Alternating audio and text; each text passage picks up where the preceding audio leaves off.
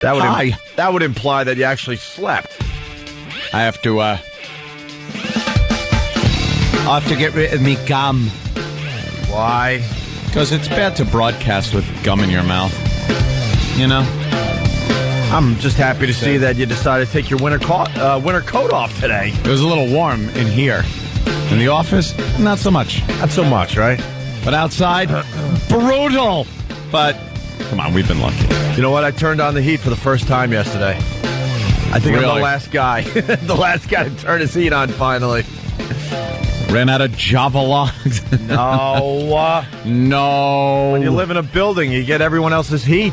Yeah, that's true. What a nice luxury. Heat rises, I hear. Although it's not that nice when people decide they need heat in September and early October when it's still really nice outside. So you're just baking in your apartment because some other idiot's cold in September. Then what do? Open your windows and let the heat go out? Oh, yeah. New York's going green. Oh, yeah. And it's just like heat is flying out into the environment. Screw it. I was $100 a barrel for oil now. I was listening to the show yesterday, and we didn't do the whole going green thing justice. We might have to focus on that a little more today. Have to revisit. Because you're right. Because actually, I had the heat on yesterday for the first time, but the windows wide open in the bedroom because it gets too hot in there. So you know the heat's just flying out of the apartment. And then I'm laying in bed last night. I couldn't sleep whatsoever because someone got me sick. And I'll tell you right now, if we didn't take all those days off, there's no way I would be here today. I got my classic sore throat I get like every time. Ooh, that one. This time every year, I should say. But I'm laying in bed with this scratchy throat doing the gulps. Is that the worst or what? That's the prelude. You know it's coming. You're like, why am I swallowing so much? Oh, boy. And then, it's like if I can only get this glob of what seems to be mucus down my throat. But it's not. It's just the back of your throat swelling up. You spend the whole night waking up going, wow, I was really in deep sleep there. Why am I awake? And then all of a sudden you realize because you're gulping and your throat is dry and nothing will soothe it so you can go back to sleep. And then you get so exhausted you fall asleep again for maybe 20 to 30 minutes and you wake up again. Yeah. That was my night last night. But I'm looking out the window because of that bit we did about going green yesterday. And sure enough, man, all of Midtown is just lit. Lit up. Heat blowing out the open windows because people are a little warm. I'm like, boy, a lot of people are working some OT at 4 a.m. No, they're not. We just don't care. I stay in a hotel every so often when we got stuff to do here in Manhattan. And right across from it is a huge office building. And it does not matter what time I wake up or go to sleep or hanging out in the hotel. 3 a.m, I could look over at that office building. And no one's working. Yeah. Every light is on in the building. Every floor is lit up. You look over there, you'll see maybe one of the people cleaning, a cleaning person, in one room. And the entire building's lit up.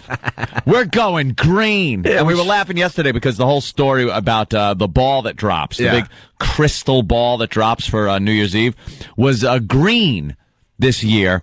And only used the power of 10 toasters. Ooh. Wow. Thank you. And in the meantime, Times Square was lit up using enough power to power India for 80 billion years. Right. There you go. You know how much energy that ball drop thing saved? Oh. I'll show you. Okay. How much? You just shut our mics off for 2 seconds. Not even. For a split second. You went green right there. That was good. Thank you. Look at me. We're going green. There it is. Help the environment. I just went green. I improved the standard of radio in New York very briefly.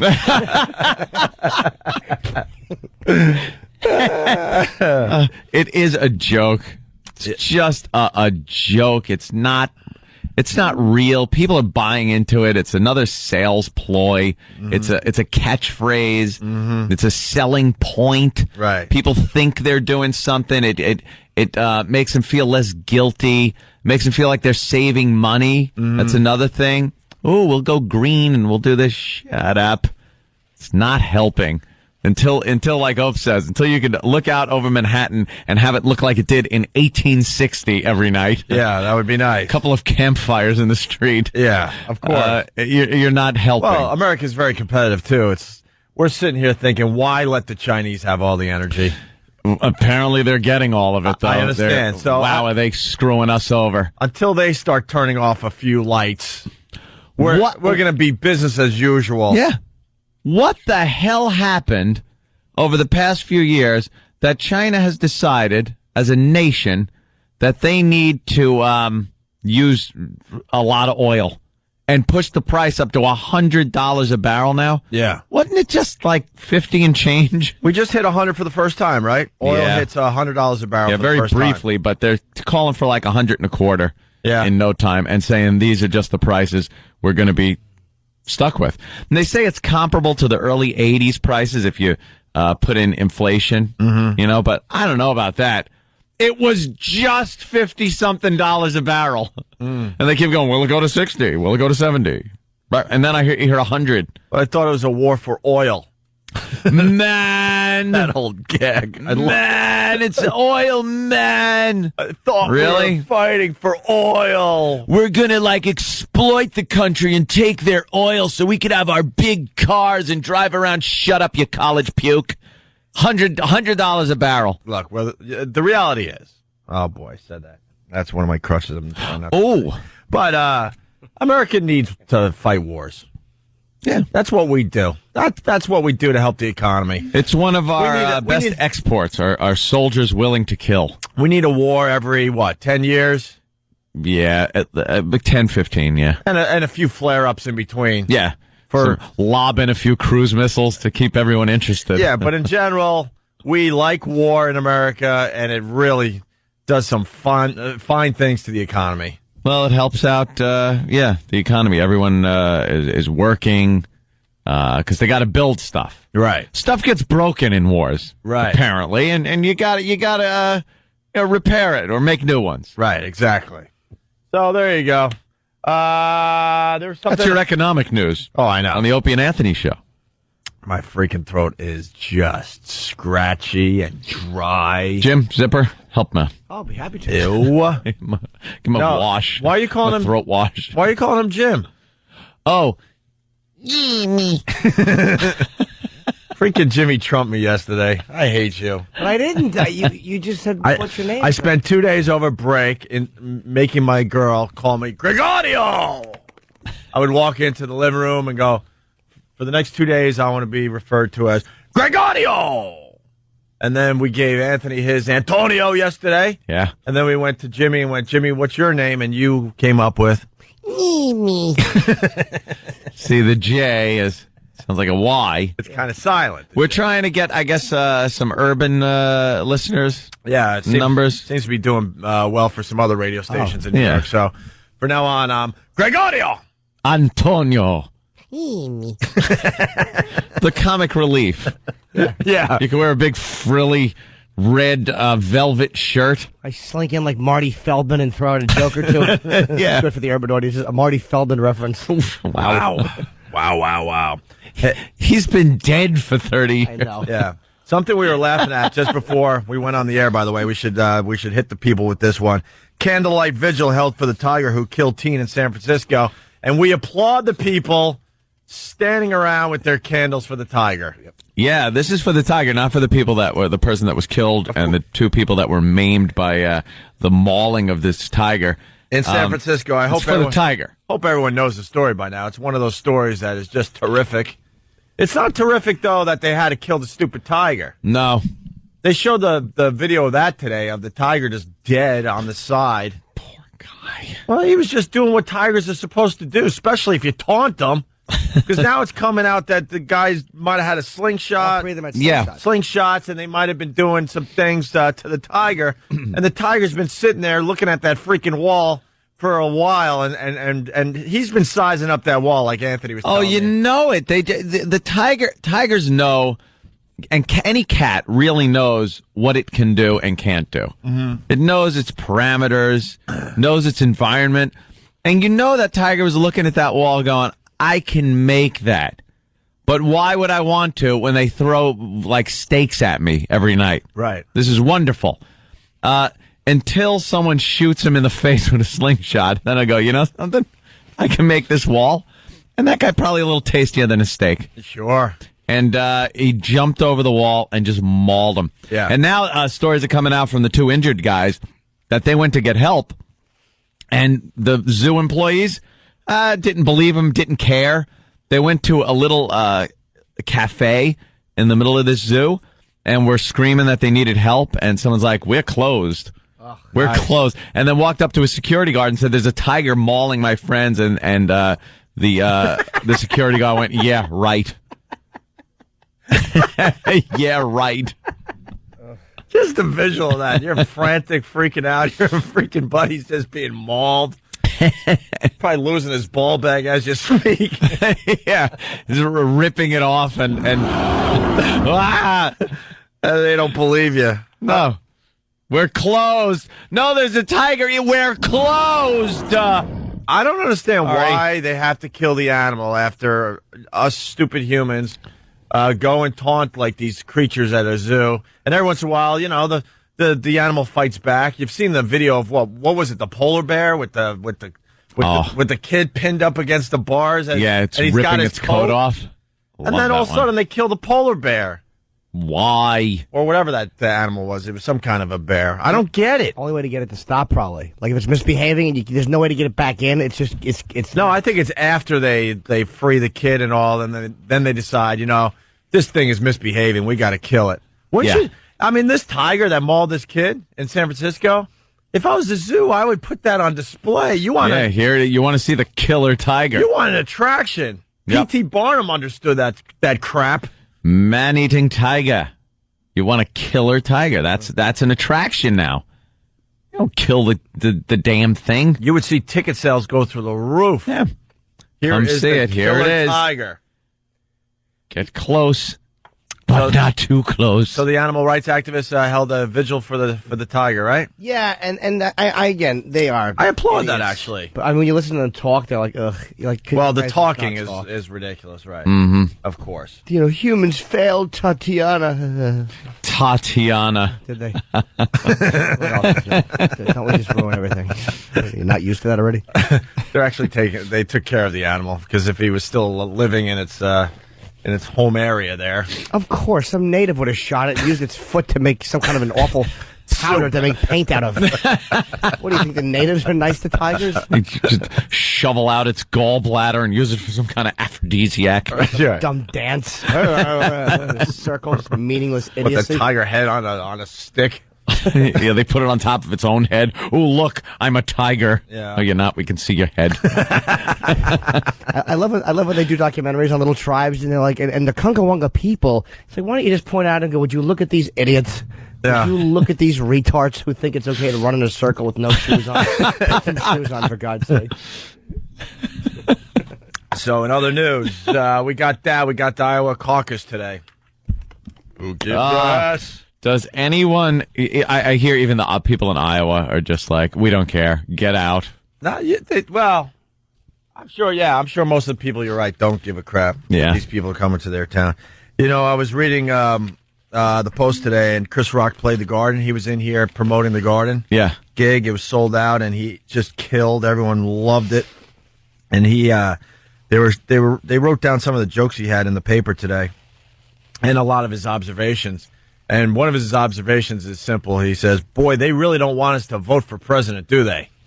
They make it really hard for us to vote for the presidency, but we could vote for Dancing with the Stars. That's good. So true. You made a funny point about So true. I mean, they get, more votes for the American Idol contestants than the president? For any election. For any election.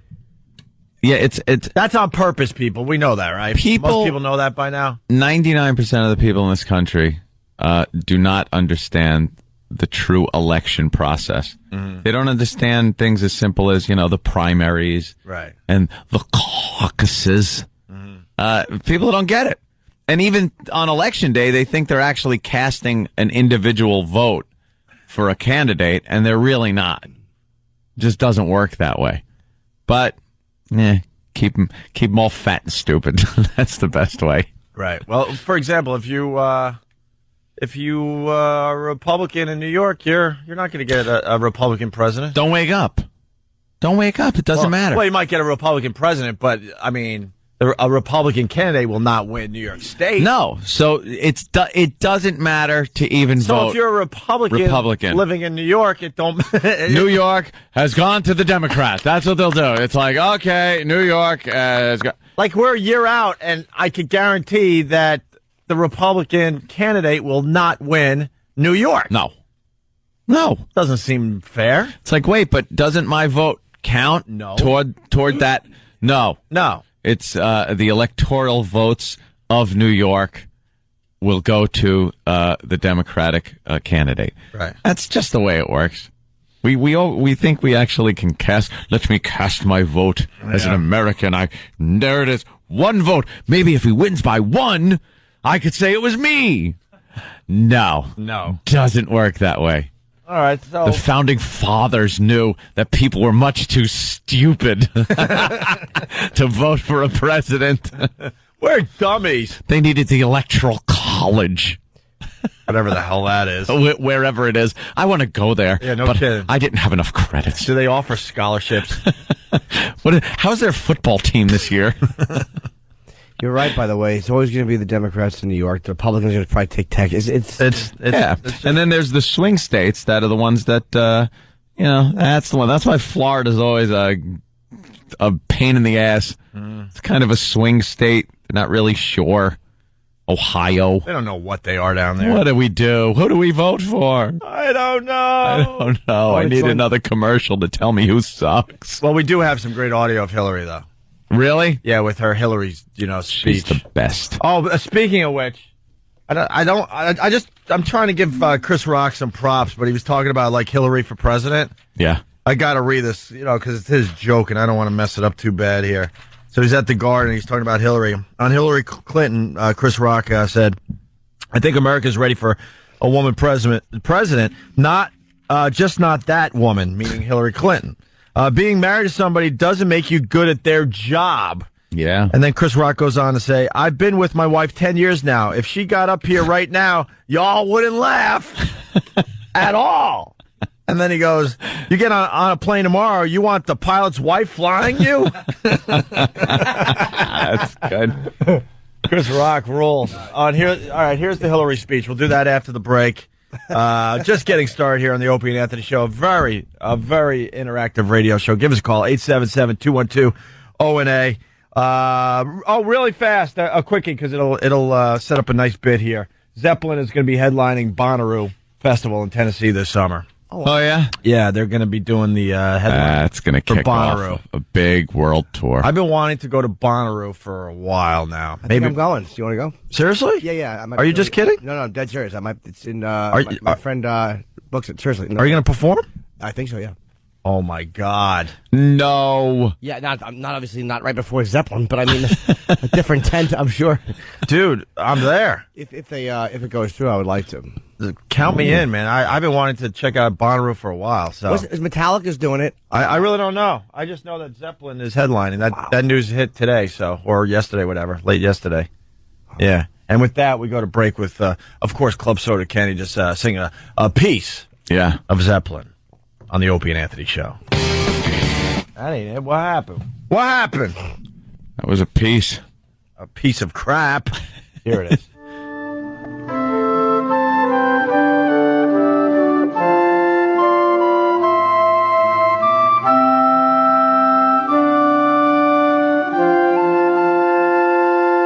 There's a lady who's sure all that glitters is gold. And she's buying a stairway to heaven. And when she gets there, she knows if the stores are all closed, with a word she can get what she came for.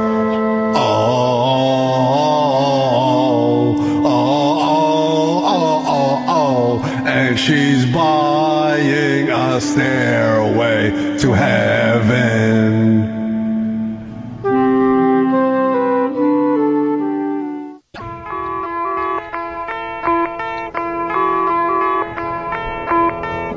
It's the Opie and Anthony show. It's a bit mellow. I know it kicks in. I know the song, but... Phone number 877-212-0-A. Was this where it kicked in? Oh, it kicks in with...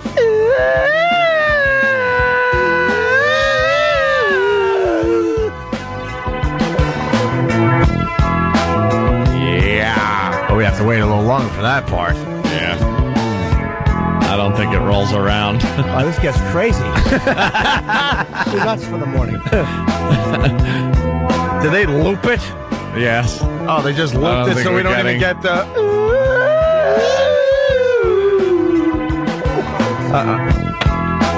Yuck. I hate that. What song is that? Huh? What? No, I don't want the build-up. We got to go right to the show now. ONARadio.com. Let's not forget about that. That's where Stephen S. for Bayshore does his fine rundown. Yes. And the links to all the videos and visual things we talk about on the radio show. Okay. Good, is right. Also coming soon to the Opie and Anthony show, we're going to be doing the biggest gainer contest. Yeah, this is kind of taken off. A lot of people want to be involved in this. Yeah. The emails were going all crazy last night. We might have to get with the lawyers. Just to see if maybe we could get a couple listeners to do it as well. Oh, okay. I don't know, though. But right now it's between our show and the Ron and Fez show. Yep. And I'm a huge fan of Biggest Loser. It makes me laugh. It makes me not cry, but it makes me get a little choked up for these people as they're losing lots and lots of weight. They choke on ham sandwiches. And then the show ends, and then they gain all the weight back. But Biggest Loser doesn't want to acknowledge that or talk about that, by the way. Oh, really? Oh, yeah. I mean, no reunion shows? Last year's winner lost an incredible amount of weight, right, on The Biggest Loser. Uh-huh. And he's from Long Island. And he probably even listens to our show. Who knows? Oh, but he either owns I think he owns like a deli. And during the holidays, I was like at a Best Buy or something, and I was looking at DVDs and stuff, and they have a Biggest Loser workout DVD. And I noticed the guy who won Biggest Loser is part of this workout tape. But he's a lot bigger than when he won. Oh, boy. But not as big as he used to be. Yeah. But the Biggest Loser people don't want to acknowledge that actually, in the end, these people end up going back to their regular lives and find it very, very hard to continue exercising and eating perfectly, and they end up gaining a lot of the weight back. On the show itself, doesn't that take up like all of their time? Aren't they dedicated? Yeah, they're to doing the show, so their whole life becomes losing weight. They're at a campus. Yeah, they got pretty much around the clock trainers. They got nutritionists. They got doctors. So once you leave that environment, right, you're screwed. Yeah, you put back, and he owns a deli. Yeah. Oh, great. He's just under his face under the slicer, just slicing ham into his mouth. And with this Biggest Loser show, they usually bring back the past year winner. Mm-hmm. This past season that just ended, although they have now segged into Biggest Loser couples, it just started up. But the season that just ended, they never brought the winner back from the year I wonder why. Because he probably gained too much weight, and Biggest Loser is like, this isn't good for the show. People supposed to lose weight. So, in honor of the fact that I watched that dumb show, we're doing Biggest Gainer. Yeah. And who's in so far from our team? Butcher. Butcher. He's in. He's one of our behind the scenes guys. We were really bamboozled by him. He comes across as a guy that's in shape. Yeah. He sort of has a superhero look to him. We were calling him superhero for a while. He's got the square jaw. Yeah, square jaw. He kind of looks like, He looks like the young version of the Incredibles dude. There you go. He could be the young version when he was a superhero. But that's what his face looks like. Yeah. The rest of his body looks like Incredibles dude when he was retired and, out of shape. But you couldn't see it when he was wearing what he would wear because I guess he wears baggy shirts. I didn't notice, but he looked like he'd been working out or something. No, he wears one baggy shirt, and that would be his Lamb of God T-shirt. And then yesterday he showed everybody, oh no, there's a mess under there. Yeah. He has the potential of becoming really fat. And he's so in. Yeah. As we do the biggest gainer contest very, very soon on the Opie and Anthony Show. Butcher. Yo, what's going on? What's up? Ed Brock, yo. A.K.A. Ed Brock. Yes. Yeah. I'm a big fat mess, but I'm all in for the contest. Yeah, are you in training, though? I just had my chocolate bar for breakfast. No. Breakfast chocolate bar. We need you to lose weight before the weigh-in. We're doing a little cheating now because we have to wait for Ron and Fez to get back from vacation. Yeah. Okay. So I think this thing is going to go down early next week. So between now and early next week, when we do the official weigh-in, you got to kind of be on a diet. You should be eating chocolate bars for breakfast. You want to weigh in light. You want to weigh in way light. We want to cheat a little bit. We don't care how we win this contest. Buy low, sell high. That's what we're trying to do. That's right. So, maybe a low-fat protein shake, maybe a little low-fat yogurt with a little sprinkle of granola for some crunch. That's all we want you to be eating right now. And then just, destroy yourself. Yeah, as soon as the weigh-in's over, then you go all out.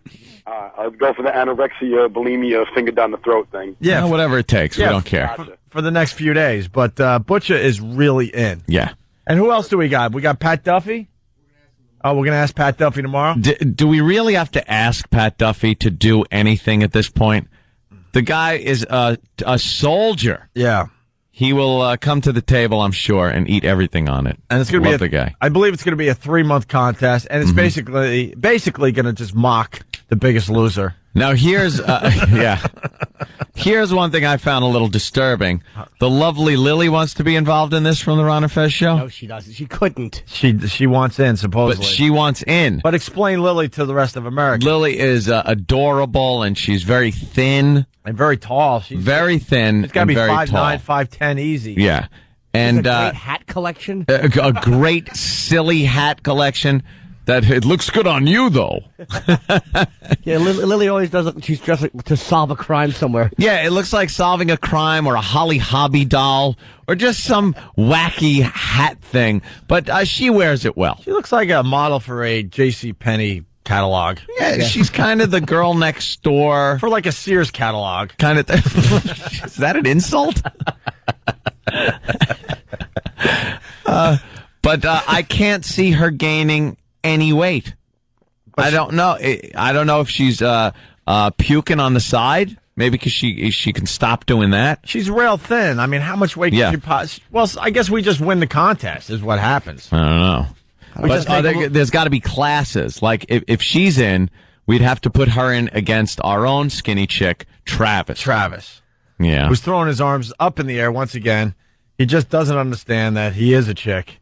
Oh, a boy. I'm a boy. The beard hasn't thrown anyone off.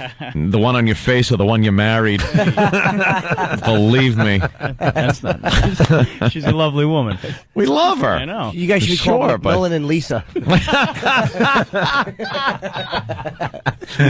You fruit. So, are you in this contest? I'll do it. I was telling Eric yesterday, but how much weight could you possibly gain? You are real thin. I'm not going to gain more than 5 pounds. It just doesn't happen. You eat anything you want, right? Yeah. Oh, yeah. And you just don't gain any weight. I'm about to have a disgusting sausage, egg, and cheese hash brown wrap thing for breakfast. That's great. I'll eat pasta 5 times a week. I don't gain weight. And you save the for dessert? Yeah, surprisingly, I don't gain weight from that either.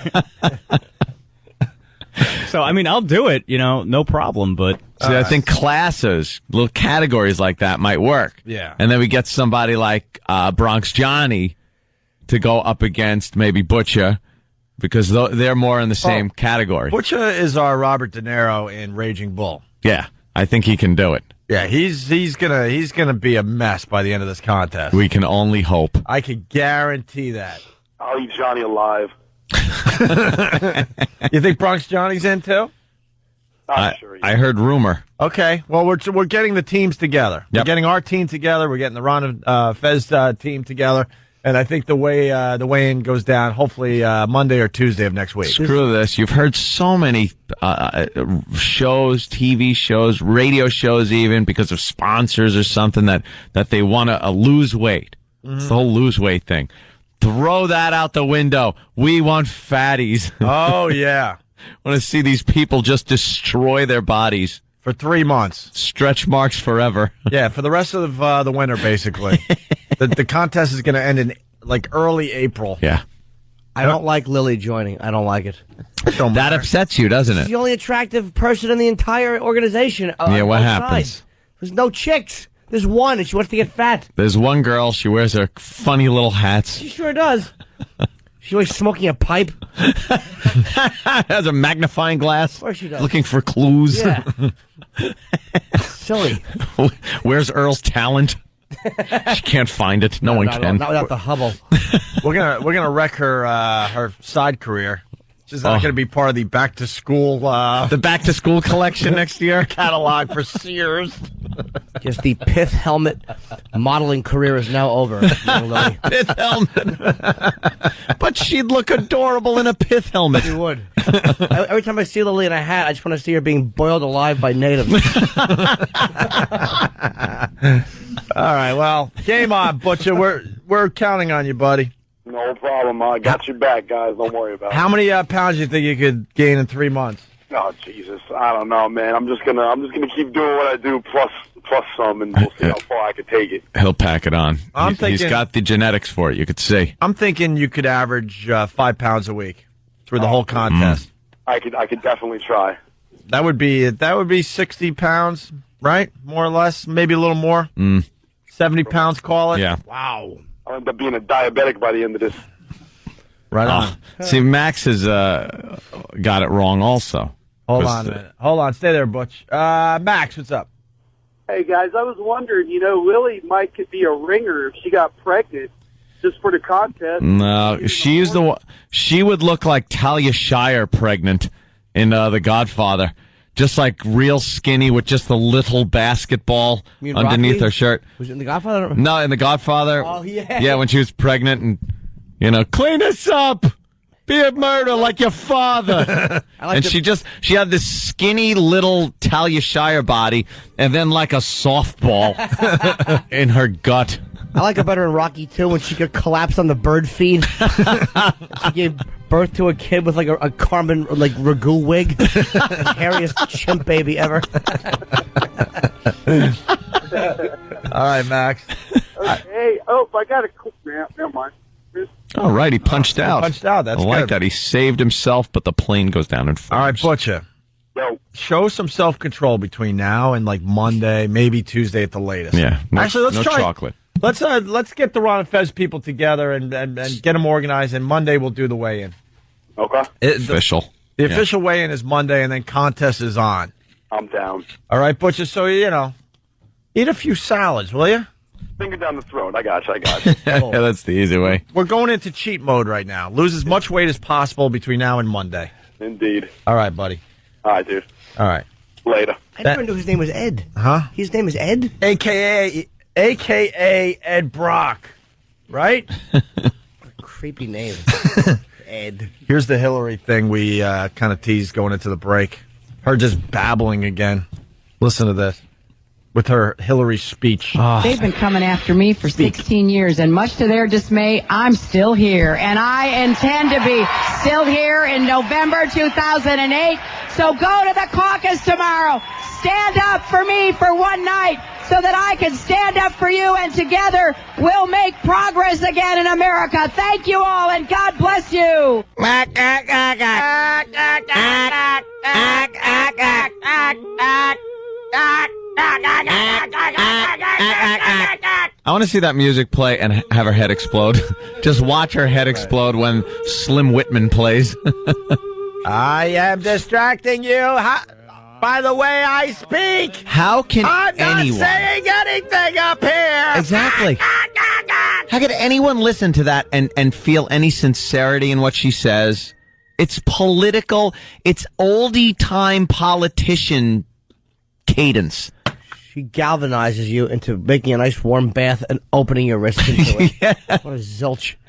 I hate it. And we are going to go ahead and win the caucus. So I can stand up for you. America. It's been 16 years. Shut up. It's time for a change. Oh, enough of her. A change. Like a big change. What? And you're just talking, the only change would be a vagina replacing a penis. That's pretty much it. Yeah. Because everything else will remain the same. She'll just be some dopey politician in there. You can tell by the way she talks. She's been raised to be a politician. Her whole life has been just... Wouldn't that be a good thing, though? What? I don't think so. I hate them all, to be honest. It's not going to be anything new. Like, she's talking about this new thing. What new? Okay. A vagina. That's the only new thing she's offering the White House. That could be fun to watch, though. Yeah. Yeah. You could tell when she's on her you-know-what. If she still gets her you-know-what. Oh, probably not. Please. That thing just pruned up years ago, I'm sure. Just barren. She wakes up and there's a tumbleweed in the bed. She says, oh, my friend is here. What happened? I used to be a woman. What are they saying? A dead heat between Hill, they like to call her Hill, and Obama? Yeah. I don't like any of them. Nope. I might vote for Huckabee because he's got a funny name. Huckabee? I heart Huckabee. I call him Huckabee. The Hucklebuck. Who are you going to vote for, Jimmy? If the vote was today? Obama. You're not voting for Obama. Just stop it. Why? Because Oprah told him. I want a black president. Why? Why not? So you're voting based strictly on skin color? Nah, they're all so... You might as well find something. They're all so... Just because it's different? Is that what it is? You've been eating the same food, and you're like, I'll try this out. Absolutely. What happens if you take a big mouthful and don't like it? It's not going to be any different than what's been going on. Oh, yes, it will. Well, maybe. Trust me, it will. Hank gets very paranoid about all I'm saying about the possibility of a black president. I don't know. No, because before Colin Powell screwed the pooch by just getting on all fours and lapping George Bush, he had a pretty promising political career. I believe he would have made a good president. But this Barack Obama is a little too not in the best interest of the entire country. He scares you. He frightens me. I see it in your eyes. And he's holding back. He's holding back, but I see through the veneer. I see. He scares the hell out of you, huh? Petrified.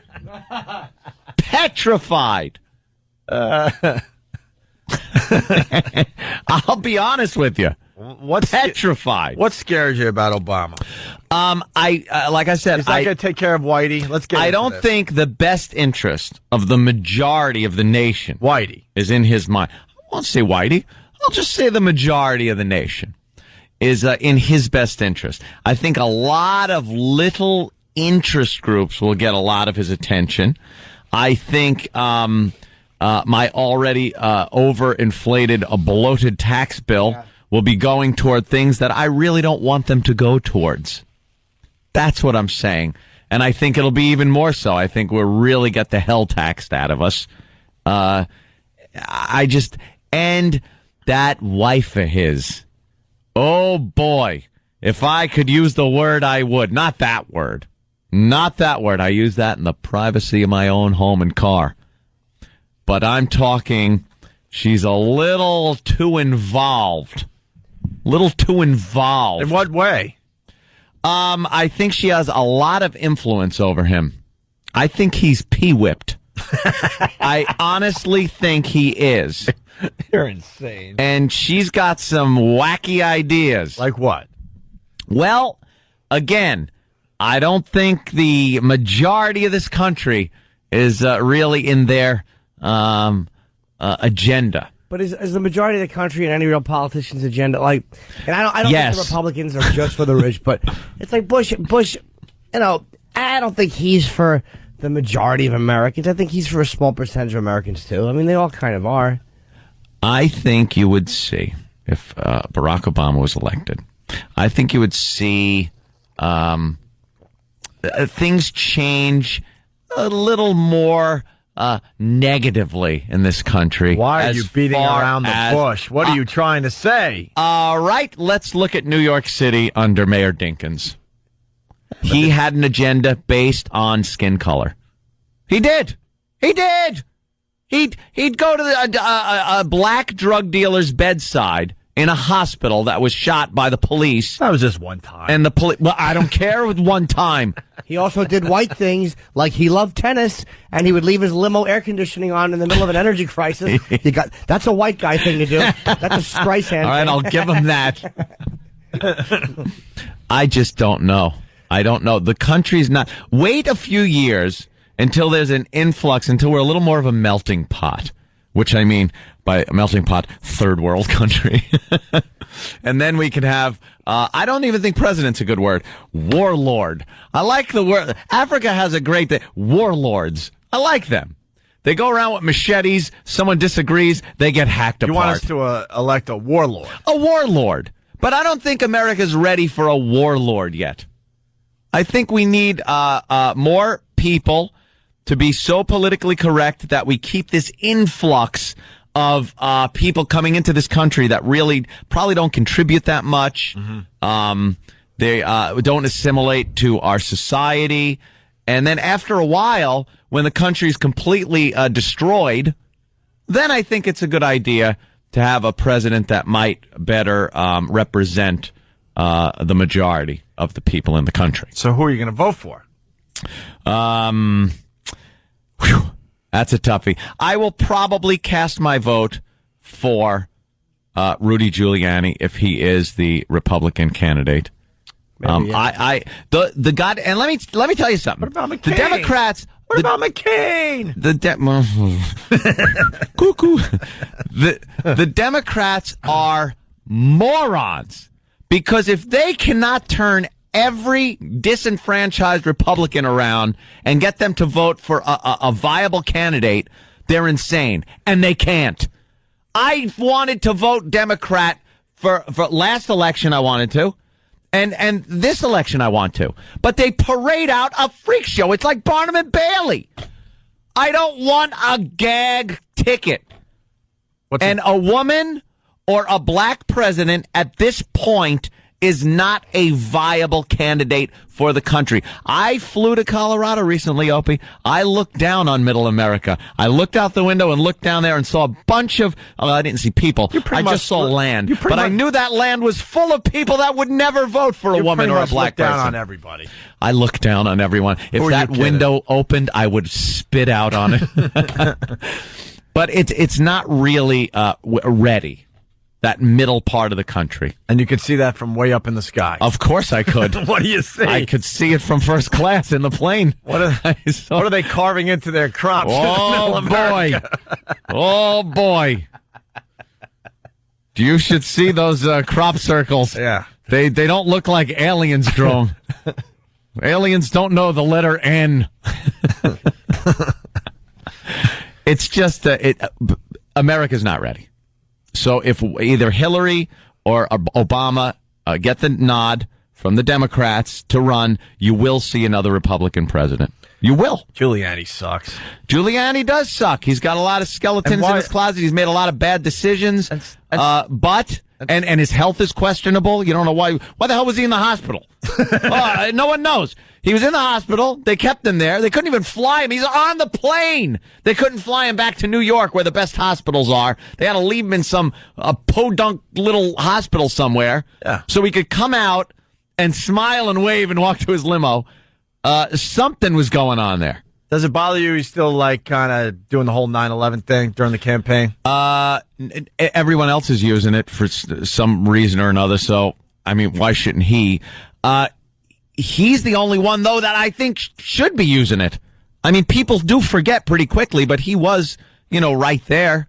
The guy was right there. He kind of was the guy that everyone looked towards for guidance in what to do. He distributed resources like a leader, like a true leader. He was able to do that. But he wasn't a popular figure. September 10th. Everyone hated him. Right, exactly. September 11th, he was America's mayor. Hey, he made the city better, though. The little quality of life. He did. Quality of life stuff. Crazy.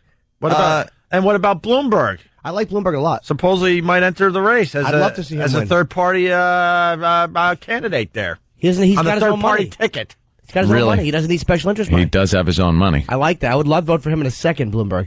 I like his little wimpy voice, and he's kind of androgynous. He does. He really doesn't care what he says either. No, he could care less. He's a billionaire. He's a billionaire, yeah. He's too short to be president. Yeah, it's still about looks? Yeah. Because then Giuliani ain't got a shot in hell. Nah. When was the last time we had a president without a head of hair? Kennedy. Who was the last? Oh, Jesus! Right at the end. At the end of Kennedy's term. Jeez. One bad haircut and it's all over. Wow. But it's true. When was the last president that didn't have a full head of hair? You kind of have to look good to be president. You got to go back to like the big top hat days. Who was the last mess to be president? Richard Nixon? The last mess, probably. You could consider Nixon a mess. Yeah, that wacky nose and the receding hairline, and he sweat a lot on live TV. Gerald Ford kind of had something going on there, but he wasn't elected. So Ford, he was all right. But he wasn't elected. But he was all right. Reagan had the looks. Reagan had the Ford big looked like he was an old dog duty hairdo. Ford has that he's an old jock, just older. You know what I mean? He looked all right. But people didn't have to vote for him. That's what I'm saying. Like people want to vote for someone who's more attractive. How did he get in? How did he get in? Yeah. Spiro Agnew had a little problems with the IRS and various things and had to bug out. And then Nixon got and he took over as vice president, and then Nixon had a little problem with Watergate and was thrown out. And then all of a sudden, hey, I'm president, and I wasn't even elected. Hey, this is what we're gonna do. We have to take a break. We're real late here. E-Rock, you got to find us the montage of all the presidents, and I want to look at ugly presidents after the break. Ugly presidents. Ugly presidents after the break. Someone's saying Truman was an ugly bastard, but. Lyndon Johnson was no looker. And people are saying that the last looker. People are saying the last bald president was Eisenhower. All right, we'll figure it out. I like Ike. I want to look at all the presidents, but war hero, and we're going to point out the ugly ones for everybody. All right, and we're going to do that next. Harry Truman was a good-looking older gentleman, and he dropped the bomb. Jesus, you got to give him some credit for that. But he had a bird nose. His nose made you uncomfortable. Yeah. That's Opie and Anthony.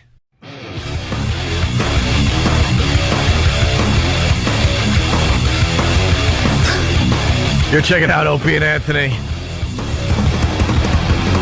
Phone number 877-212-ONA. Trying to look at a montage of all the presidents we've had in America to kind of point out some ugly ones. Ugh. I saw that Dick Clark segment yesterday. Oh, that was hilarious. Hysterical. A lot of people were talking about it. Yeah. Yep. It was very funny. Happy New Year. Happy New Year, sure. My girlfriend had quite a few chuckles in the vehicle. Yeah, people were coming up to me yesterday talking about it, and then of course on the game on Call of Duty 4 online, all my gay friends. I mean, from the clan, the GAAY. That's Bob Kelly's clan. Did he start that one, Than? Do you know that? Of course he did. If he started it or just joined it. But they were just raving over the Dick Clark stuff. One gentleman gave me quite a compliment and said he liked the old lava lamp head. There was some. I love when it goes, ow, and you're playing the electrical shock. Zapping him. I'm trying to get to the bottom of something because the whole Dick Clark thing we did yesterday, which was really, really funny. It was the big. It was the big bit yesterday on the Opie and Anthony show. Wasn't really represented on Stephen S. from Bayshore's rundown yesterday. Much to Stephen S.'s chagrin. That is featured on ONDARadio.com, and I don't really understand why. E-Rock's bringing it up now. Where would it be? I'm hearing that Steve wrote something very, very different than what appeared on the rundown yesterday.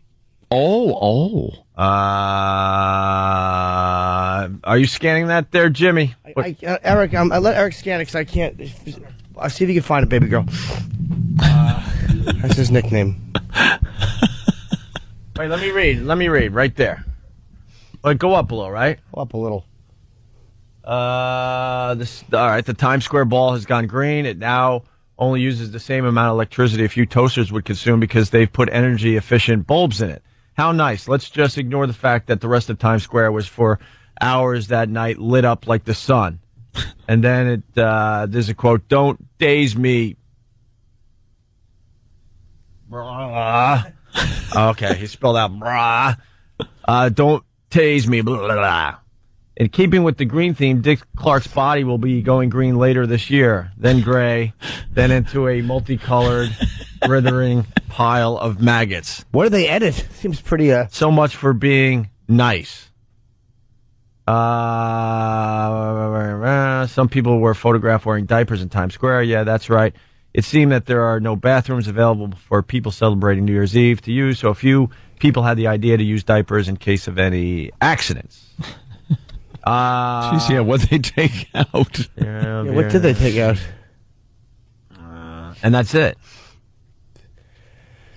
Yeah, but we went off a little more on that. And then Happy New Year. But a lot of the Dick Clark jokes are just not represented in the rundown. No. Guess we don't want to offend anybody. Why? I'll find out on the next break. Jimmy's our spokesperson. Like we said, we have to be nice. Jimmy's like it's radio. Jimmy's really good. Jimmy's like a politician. I get nothing accomplished because then my stupid anger gets involved. I don't either. But Jimmy asks real questions. I don't either. Oh, you don't get anything? Oh, have you seen any changes? I just stand at Tom's office like Hillary. We need change on there. Nothing. You need to let us do what we know how to do, radio. And then Jimmy comes in all angry and he spits on his own floor. Yeah, Tom, you might want to clean the rug around here. You could always tell how mad Jimmy is by how wet around his chair gets. I spit on the stage at the cellar the other night because somebody was heckling me. Yeah. And I just smashed them, and I was so angry, and the crowd was applauding, but I had to spit just to show them. Was it that broad? Yeah. Because Bobby Kelly told me about her. Oh, really? Yeah. What happened? That she said something nasty to Jimmy. Yeah. About the new year. And I heard you just laid into her, and it was fantastic. Yeah, I might have it on her boyfriend. I might have it on DVDs. Oh, really? We'll play it maybe. There's nothing more vicious than watching a genuinely angered Jimmy go after somebody in the crowd.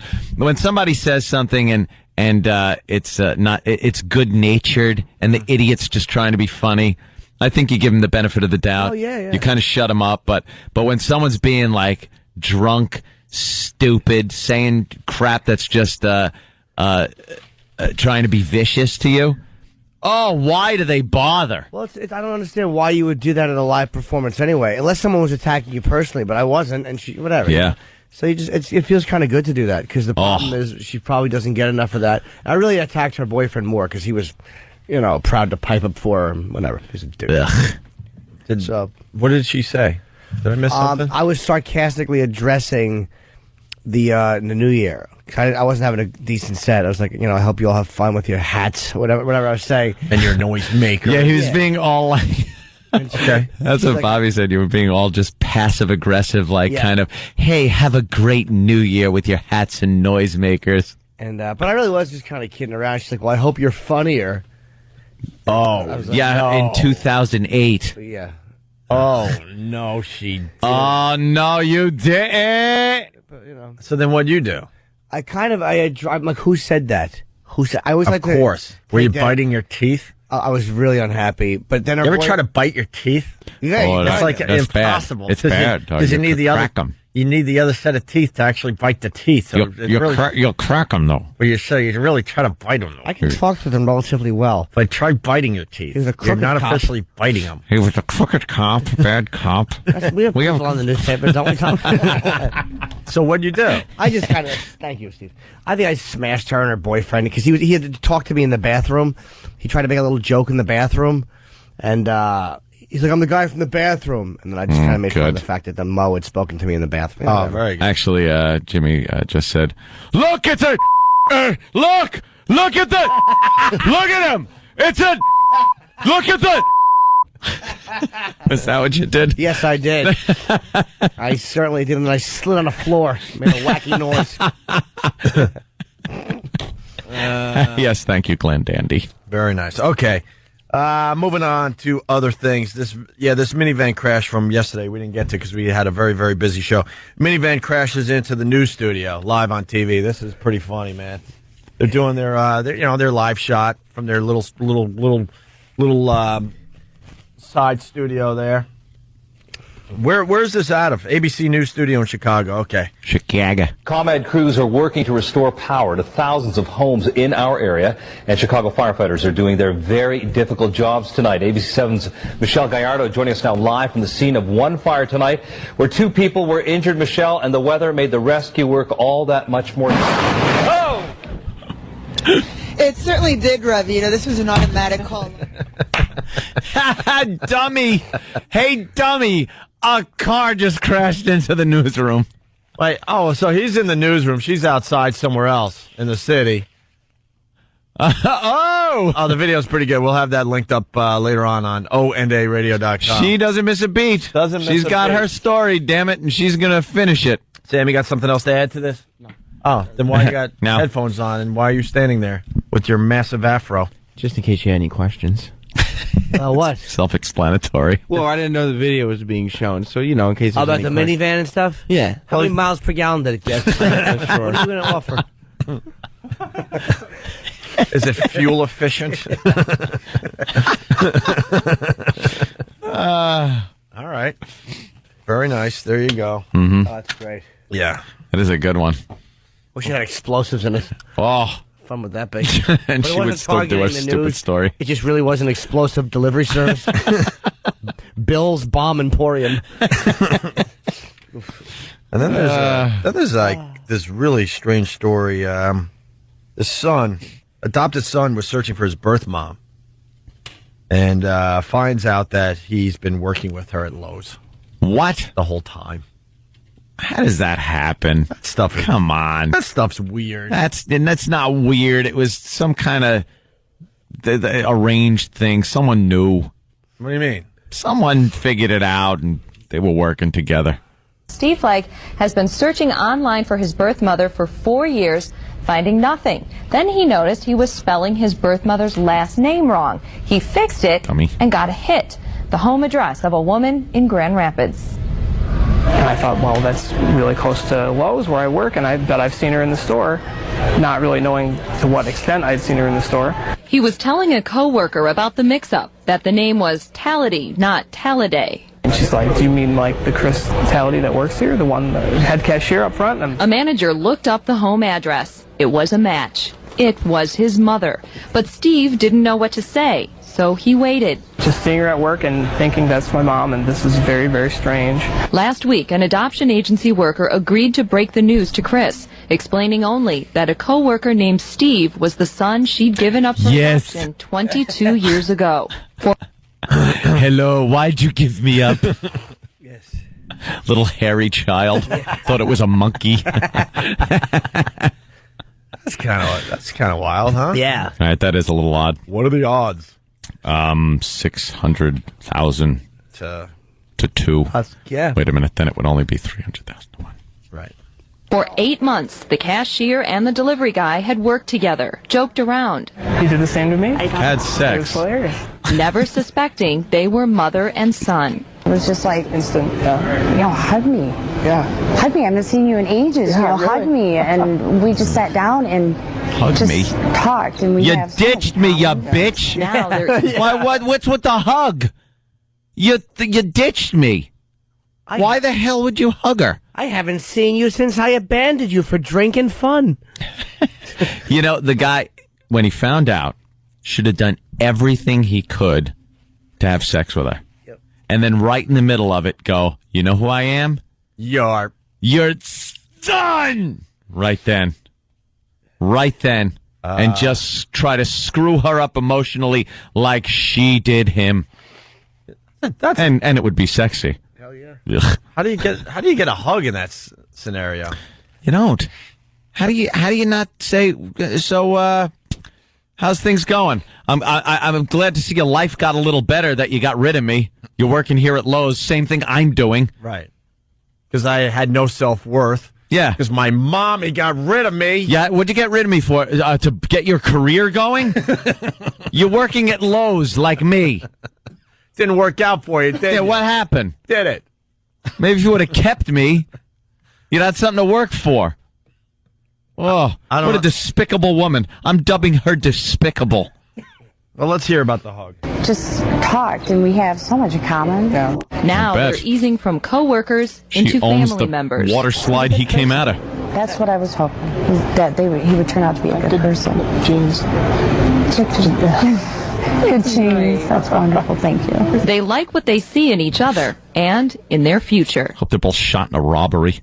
Oh, enough of these two. Enough of these two. It's your feel-good story. That is not a feel-good story. It's a nice little story. They hook up. They'll probably end up having a nice little, few decades together. Yeah. You know something? After the initial hug and this is all great is over, and they're just sitting together. Yeah, now and things start coming out. Now that we got that out of the way, I got a few questions for you. So what happened? What happened that you had to get rid of me? Oh, well, it was the 80s. I was doing coke. I was just banging. I have a few questions for Miss Selfish. Exactly. Did you get a new car because you had extra money? Yeah. To spend? That pesky baby food to buy, right, Ma? Right. What do you use that money on? Drugs? Well, yeah. You irresponsible mommy? Yeah, that'll end poorly. I hope. Hate to see anyone happy. Yeah? Yeah, we're horrible people here. Oh, they close this door and it's just an inner sanctum of misery. Let's go to Matt in Boston. Matt? Hey, guys. How you doing? Good. Hi. Listen, I'm a 40-year-old guy. I'm an adult adoptee. I met my birth mother when I was 18. I have 2 adopted kids of my own. Oh. I'm a huge fan of the show. I've never understood before when people call you, make a joke about a retarded kid or whatever it is, and they've got a retarded kid and they get all worked up. I never understood how that felt until now. Oh, no. Hit too close to home, huh? Exactly. I'm laughing at what you're saying, but I hate you. Oh, no. Well, let's delve into this a little bit. We're just talking about this story, first of all. Not all adopted kids that, aren't really loved. I'm teasing, of course. See, I wanted to get a little reaction out of you. No, isn't this story a little odd, though? Like she ditched the kid. Yeah.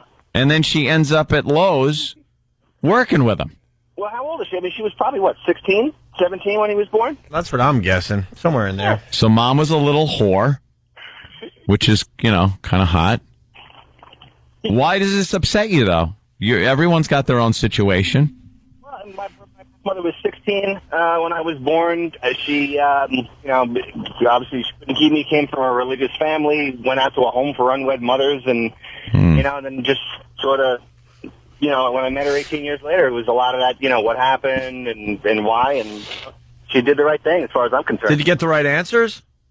Were you satisfied with her explanation? Yeah, I'm a 16-year-old kid, just rebelling away from home, and, what are you going to do? Do you guys have a relationship now?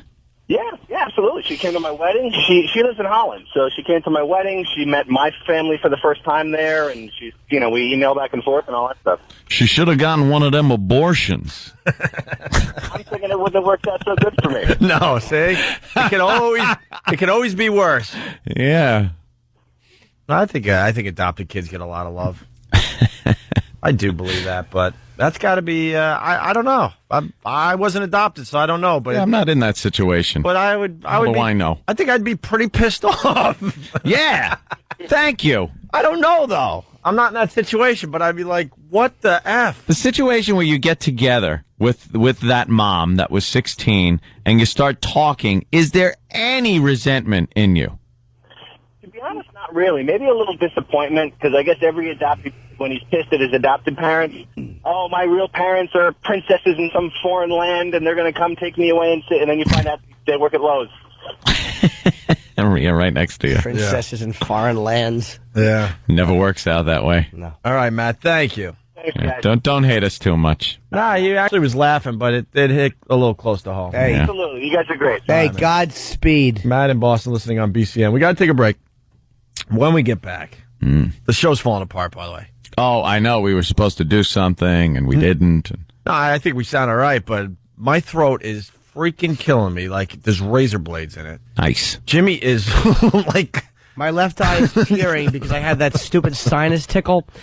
That is the worst. And I want to just dig my finger all the way up and find out. It's somewhere back in my septum where my finger won't reach. And it's driving. I'm just twitching my eye. And it's just tickling you.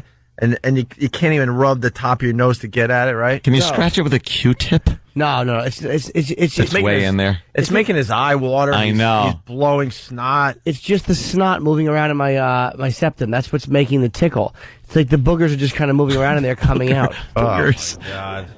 Is it a viscous mucus or is it solid matter? Oh, Jesus. Don't even. You know how I feel about that fluid. All right, well, Jimmy's got to go down the hall. And we have the original rundown, by the way. Yeah, that's good. Ah. Jimmy will get an answer or two, and we'll be back. Oh, when we get back, though, we do have something really good. Program aims to cure sex offenders with smells. You're not going to believe what smells they're using. I could guess which ones they're not. Trout. Cotton candy. Zap. You'll find out what smells they're using. Bubblegum and pencil erasers. You get zapped. To try to cure sex offenders. Maybe the listeners could guess as well. We'll do that after the break. Opie, Anthony, old Jim Norton. Oh, my God.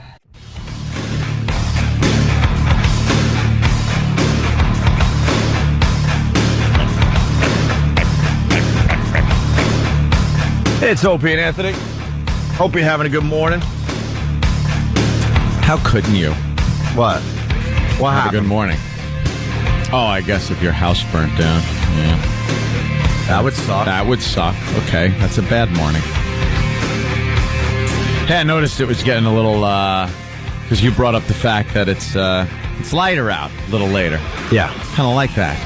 Not noticing yet. I did notice. We're only like 12 minutes lighter since December 21st. When I leave the gym, it's usually pitch black dark, and now it wasn't. No, it's too early for that. But every day, we move. I noticed. Every day we get a minute of. Why do you deny what I say? A minute more of sunlight. Yes, you're not noticing yet. I'm sorry. No, you're not. No, you're not. No, you're not. No, you're not. I've noticed it since midnight. Hey, program aims to cure sex offenders with smells. This is a very unique program. With smells? Yes. Sex offenders. Now, does this cover all sex offenders, like rapists, or just like a child offender? I don't know. I'm sick today. I'm sorry. Well, so are they. Yeah, apparently. Don't ask such tough questions on a sick day. I didn't even listen to this stuff today. Are you kidding me? I'm going through the motions. I'm dying. I have to get back to bed. I'm dying over here. Right. I don't know. Just break down and start crying in the middle of the show. Don't make me do a little scream therapy today. No. I don't know. We'll find out together. How's that? All right. Usually I know the answer to your questions. Like but that. How about this? No more questions today. Search it out together. No more questions. I can't handle it. Oh, God, he's coughing now. Oh, that's good. A laugh turns into a cough. One of those wheezing coughs. No, my throat is so effing dry. And Tom's coming in here. He's being a good guy. Brought me some tea with lemon. He brought me some of these Halls. He brought you chamomile tea. Yeah. Yeah. Yeah. Why didn't he bring you some coldies? That's what helps. I did some emergency. I just need someone that just soothes the throat so I could sleep today. That's all. I could offer you something. You might not like it. Keep your HIV to yourself. Yeah, you won't be worrying about your sore throat. Bigger fish to fry. Very excited, though, because I'm going to lose all that weight I gained over the holidays. Yeah. You don't look like you gained any, actually. I'm in sick mode right now, so I'll probably drop 5 or 6 in the next week. Via the toilet. Right. No, I'm keeping everything down, although the you-know-whats were just horrendous. Oh, God. I decided I needed some vegetarian chili after the show yesterday. Didn't work out for you? Whoa. Yeah. And then one of those cutie things. Oh, tofuti cutie? No, you didn't have a tofuti cutie. John, who's like just have ice cream for the love of God. John, who's like a man's man. He runs the building I live in. I saw him at the supermarket with his wife. Yeah. And picked up some tofuti cuties. They were picking up some. Opie, you need some cuties? Tofuti cuties. This guy will lean out from the 40th floor to fix a window pane. But man, his dessert choices are a little lame. After I do that, I like coming in and having a little tofuti cutie. So, well, let me tell you something though. Between the vegetarian chili, 3 bean. And then the tofuti cutie.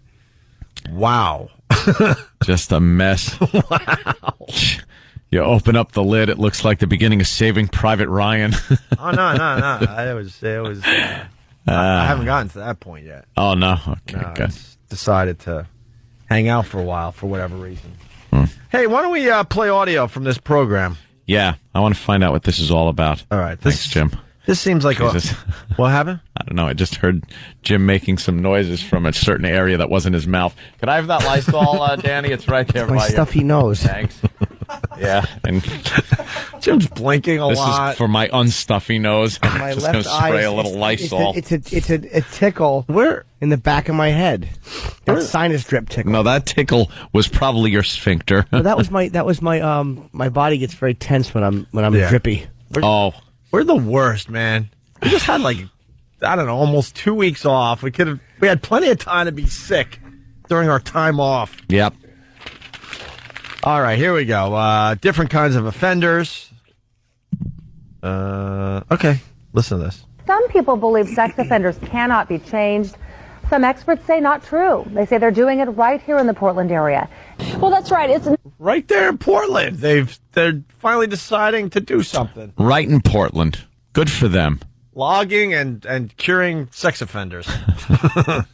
What a great area of the country. It right here in the Portland area. Well, that's right. It's not the same treatment for every sex offender. The psychiatrist and the social worker behind this program in Portland say they divide things up between 2 different kinds. The predatory sex offender who is out looking to grab kids, and what they call the situational, someone who might have done a one-time molestation in, say, a home setting, which is considered to be less severe. Aww. And they say it's this second group, this less severe group, that responds very well to their kind of treatment. The manipulative why doesn't the first group guy home setting? What the hell does that even mean? Some creepy neighbor or something that that trusts him. Yeah, that's good. They should cure him with a bullet right to his forehead. The smell of cordite. Boom. That's it. It's over. By the way, someone is definitely lingering a little bit longer today.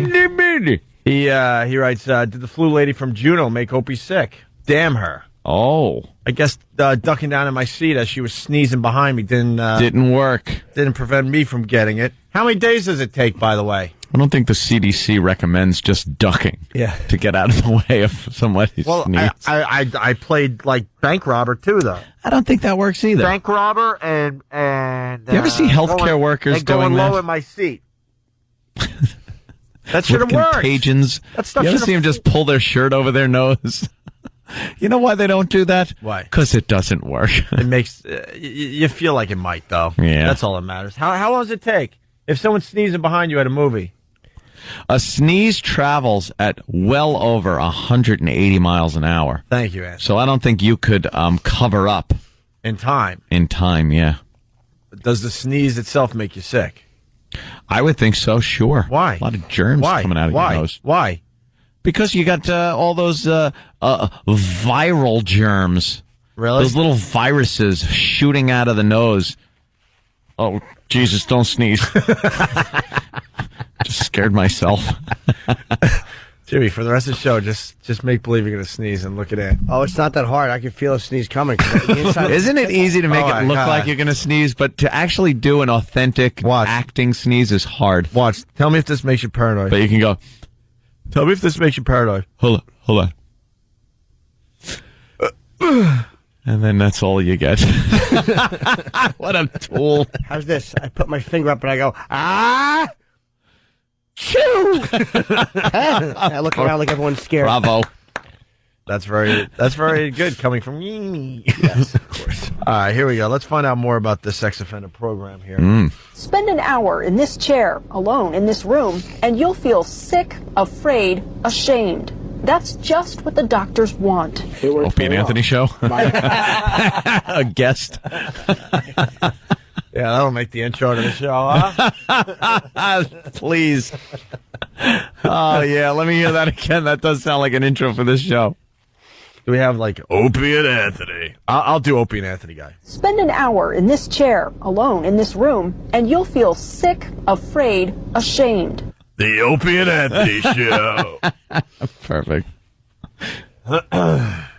Spend an hour in this chair, alone in this room, and you'll feel sick, afraid, ashamed. That's just what the doctors want. It worked very well. My arousal has gone down very much. Oh. Very much with Ew. You creep. Here, smell this. Here, I think this one might do it. Okay, look at this picture. Are you aroused? Yes. Now smell this. Okay. Next. Okay.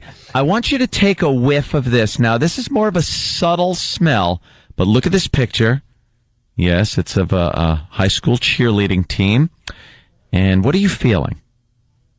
All right. Smell this. All right. There's two gone. Okay. One more. Okay, here. Open up this little yearbook. Now look. Yeah, you see that. Okay, it is the drill team, right? Now you're feeling. What are you feeling? Yeah, arousal. Okay, here. It's a very faint scent.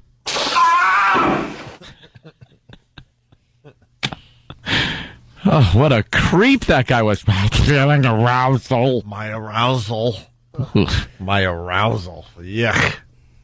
Has gone down very much with that. John was molested by his uncle and went on to molest his girlfriend's grandchildren. The circle of life. There it is. The circle of life. Oh, are we a bunch of ghouls? The circle of life. Why don't we talk about that circle of life, huh? I touched you, Simba. You will go on to touch. There it is. All right, get that queued up. We're going to replay it. Grandchildren and grandparents are standing in a circle like a bunch of elephants with their trunks.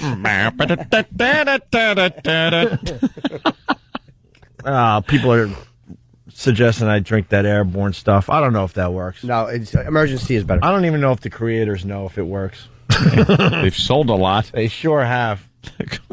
The Crying King. Very good. Was that Danny? All right, E-Rock, you ready? Me and you working together. Here we go. My arousal has gone down very much. Arousal dazzle. John was molested by his uncle and went on to molest his girlfriend's grandchildren. Very much with that. John was molested by his uncle and went on to molest his girlfriend's grandchildren. He went to prison for more than 8 years. Now he's out and working to stay out. The individual showed quite a significant rise in the penile trace. Offenders like him put on this gauge, like a lie detector for their genitals, showing how much images it's lying. A lie detector. Come on now. If it's false, a light lights up, and if it's true, you have to wipe the floor off. I'm thinking more Pinocchio. Oh, man. Okay, so you could picture what this thing does. Oh, look, a commercial for the Lion King on television. What a coinky dink. Yeah, you can picture how this thing works. Sure. Ooh. It kind of looked like a circular ring. Sure. And it looked like it was hooked up to a seismograph. And it would measure certain things. Wouldn't that be intimidating enough where if you were shown something that you weren't supposed to be aroused by, that you're kind of thinking that? I guess don't not know. for these guys. Than? No? Why are you asking? Oh, it's the opposite effect. Well, Than was coming over. Oh. I like giving him a little preface like, Than. He's walking up to the mic, Than. Wait, so what happens after you got this thing on? Well, they show you pictures, and then what happens? If you get, I guess that gauges. You get a reaction. It probably gauges what we like to call the twitch. You know? But do they zap you? No. They're using smells. They're using smell. Oh, we're not to the smell part yet. No. Oh. Penile trace. Offenders like him put on this gauge, like a lie detector for their genitals, showing how much images of children arouse them and how to stop it. Women must just hate us. Like, this reporter having to do this is probably like, this is disgusting. We have to put a ring around men so they could gauge how aroused they are. And then they show them like some pictures that you would get arrested for. These guys are getting like a free ticket. Free show? Free show. It's probably not that graphic. I bet it's probably like really frolicking subtle. Pictures. Yeah. Pictures of frolicking. Frolicking. Why These is he out guys of are just jail? creeps. 8 years. Well, he should still. You molest. Of course he should. Grandchildren. He should be. He's currently in jail having his teeth kicked in. That's where he should die. Once you molest grandchildren, you should never get out. There should be one smell therapy he's getting. Yes. And it's that awful scent of when someone's done. Yeah. Or it smells like that hair product that certain ethnic groups will use as your face is in their pillow.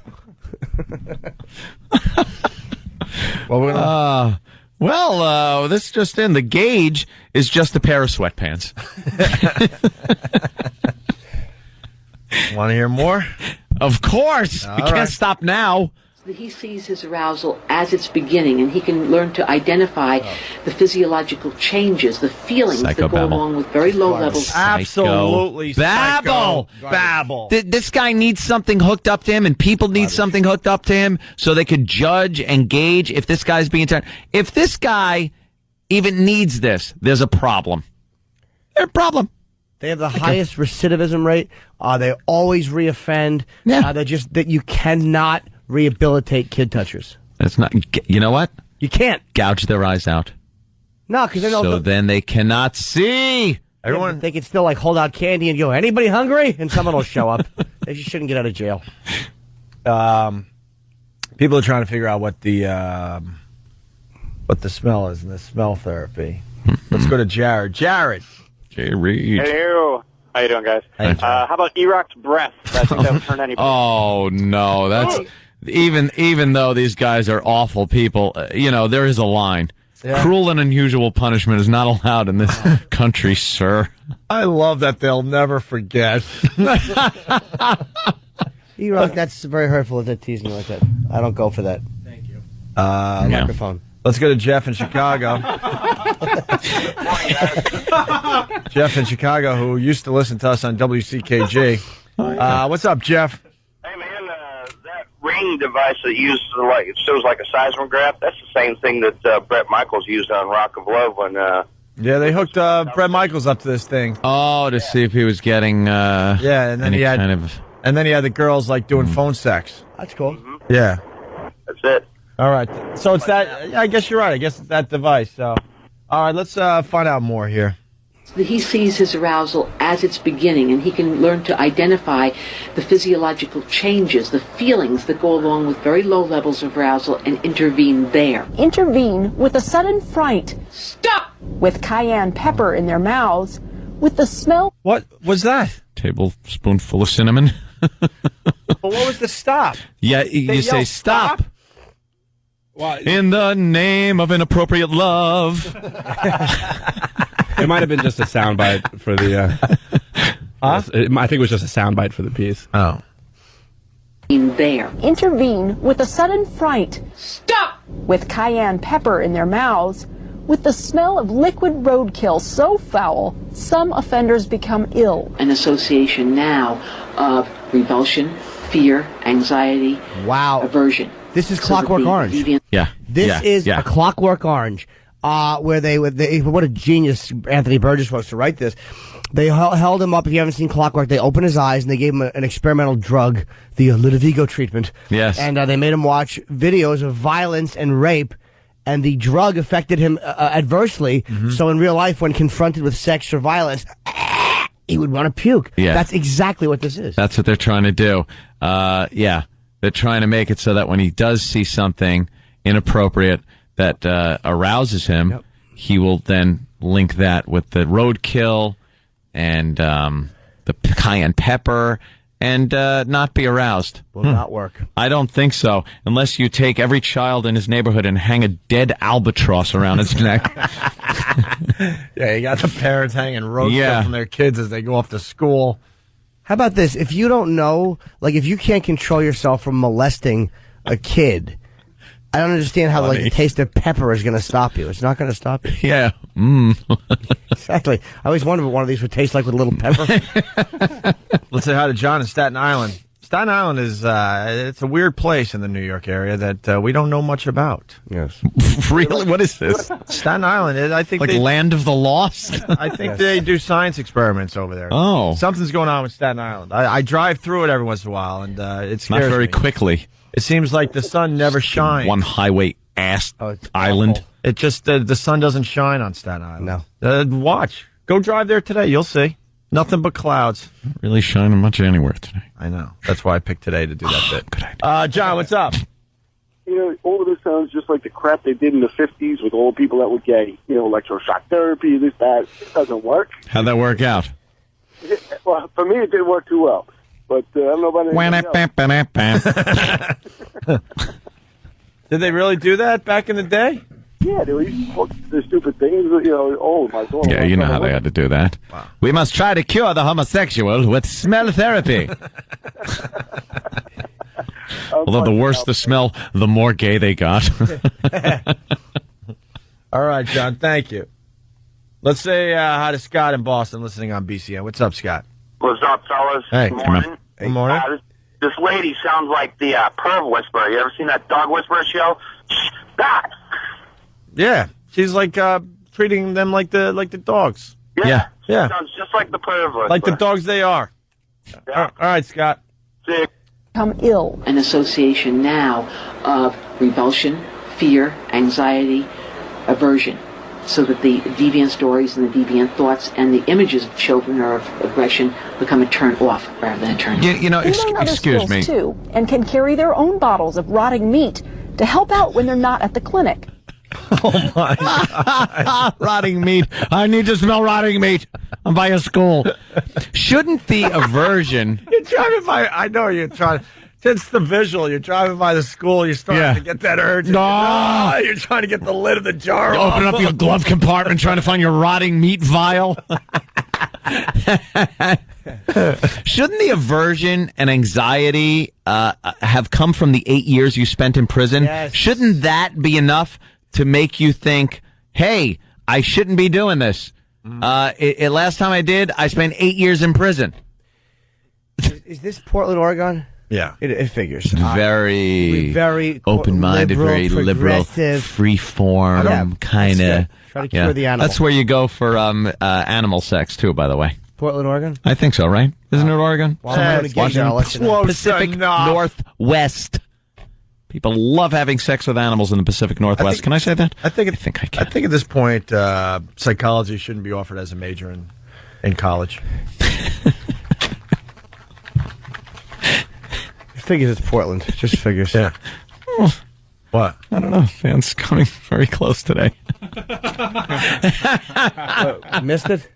No, it is funny. They get confused and pitch a tent every time they drive by a landfill. Let's go to Jason in Carolina. Jason. Hey, guys. Hey. Love you. Love the show. Yeah. Hey, one of the movies they're showing these guys is 2 Kids, 1 Sippy Cup. Oh, wow. Funny. Very good, Bob. Nice. A lot of Boston calls today. What's up with that? Go, Pats, go. What's up, Paul? Hey, Paul R. Nelson's opponent funded that test. Linger longer. Yeah, do we have that old Paul R. Nelson commercial where he accuses? No, was he the? Is he being accused, or was he accused? No, he was accusing. That's right, because Paul R. Nelson was the upstanding citizen. He was accusing the other guy of the Eskimo stuff. Paying for all kinds of sexual testing. It's worth playing before we go to break here. He even wanted to pay for electrodes. Remember that? Oh, yeah. Why don't we talk to John here? John says treatment videos help a lot as well. This is the creepy guy with the voice. This is the creepy guy. Oh, I've been waiting for you, child molester. Staying out of prison is strong. What was that? That was a clip from one of these videos that they make them watch as part of therapy. It's just some guy in like a jail cell. He's like mopping, and he goes, "Hey, I've been waiting for you, child molester." Child molester. Oh my God. Yeah. How does this work? It doesn't. Are you kidding me? It doesn't, because the guy goes to beat you up, and you're like, "I saw your movie," and then he likes you. Yeah, you are great. Hey, you're famous. I really felt the fear. I've been waiting for you, child molester. Staying out of prison is strong motivation for John, who describes real prison much like this treatment video he had to watch again and again. I know a dozen guys in here just cut your throat as soon as look at you. While I was in prison, I was attacked by a group of people who didn't like sex offenders. Yeah. Oh, damn them.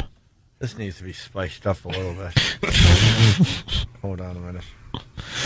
Hold on, please. A little spice, some cayenne pepper, a little cayenne perhaps. pepper. Liquid roadkill.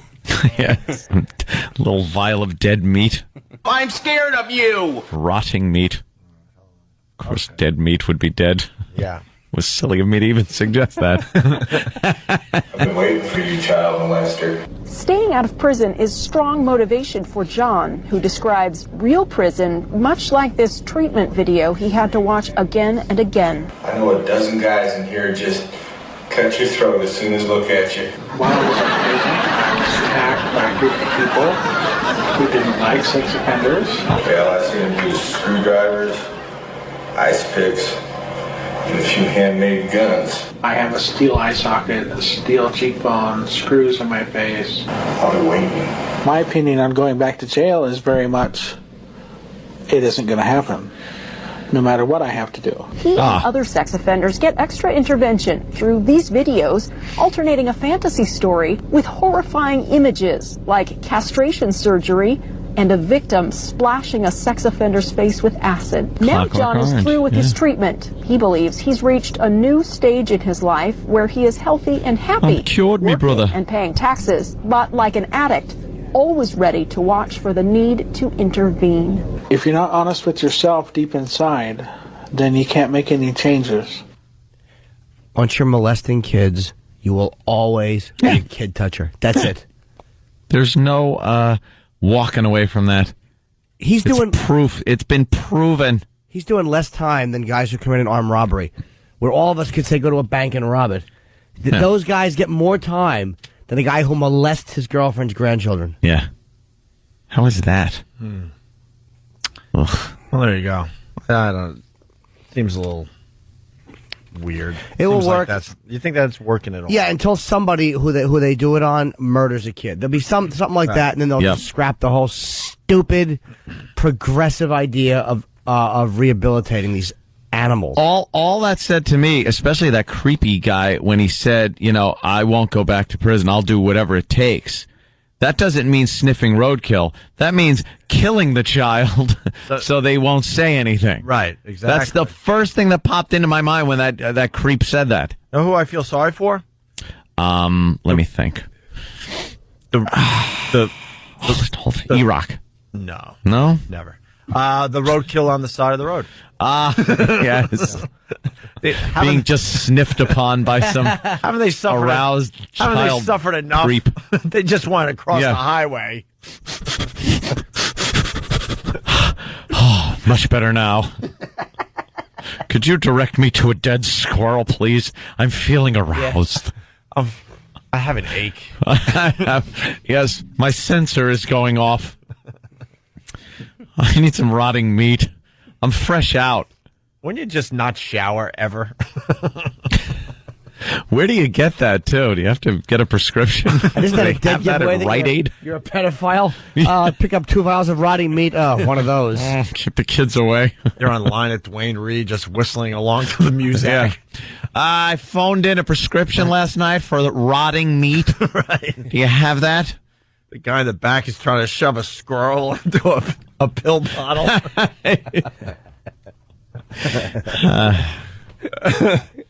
Just doesn't work. This reminds us of an old clip for the people that linger longer.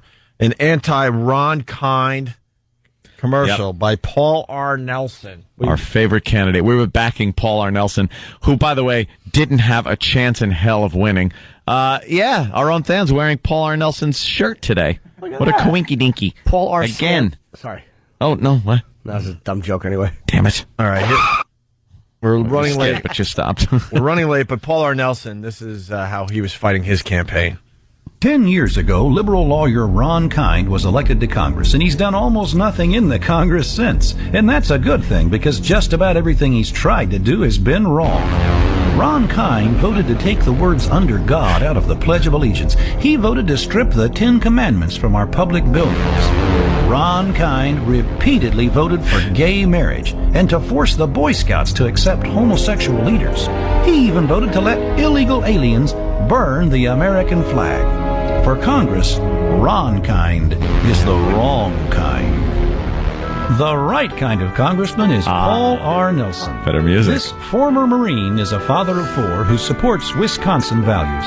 Paul R. Nelson will work to stop illegal immigration, to end our dependence on foreign oil, to win the war on terror, and to defend traditional marriage.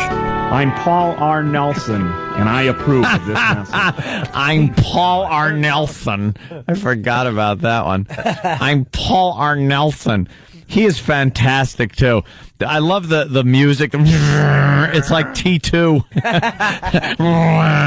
Come with me if you want to live. We miss Paul R. Nelson. Here's the one about the sex stuff.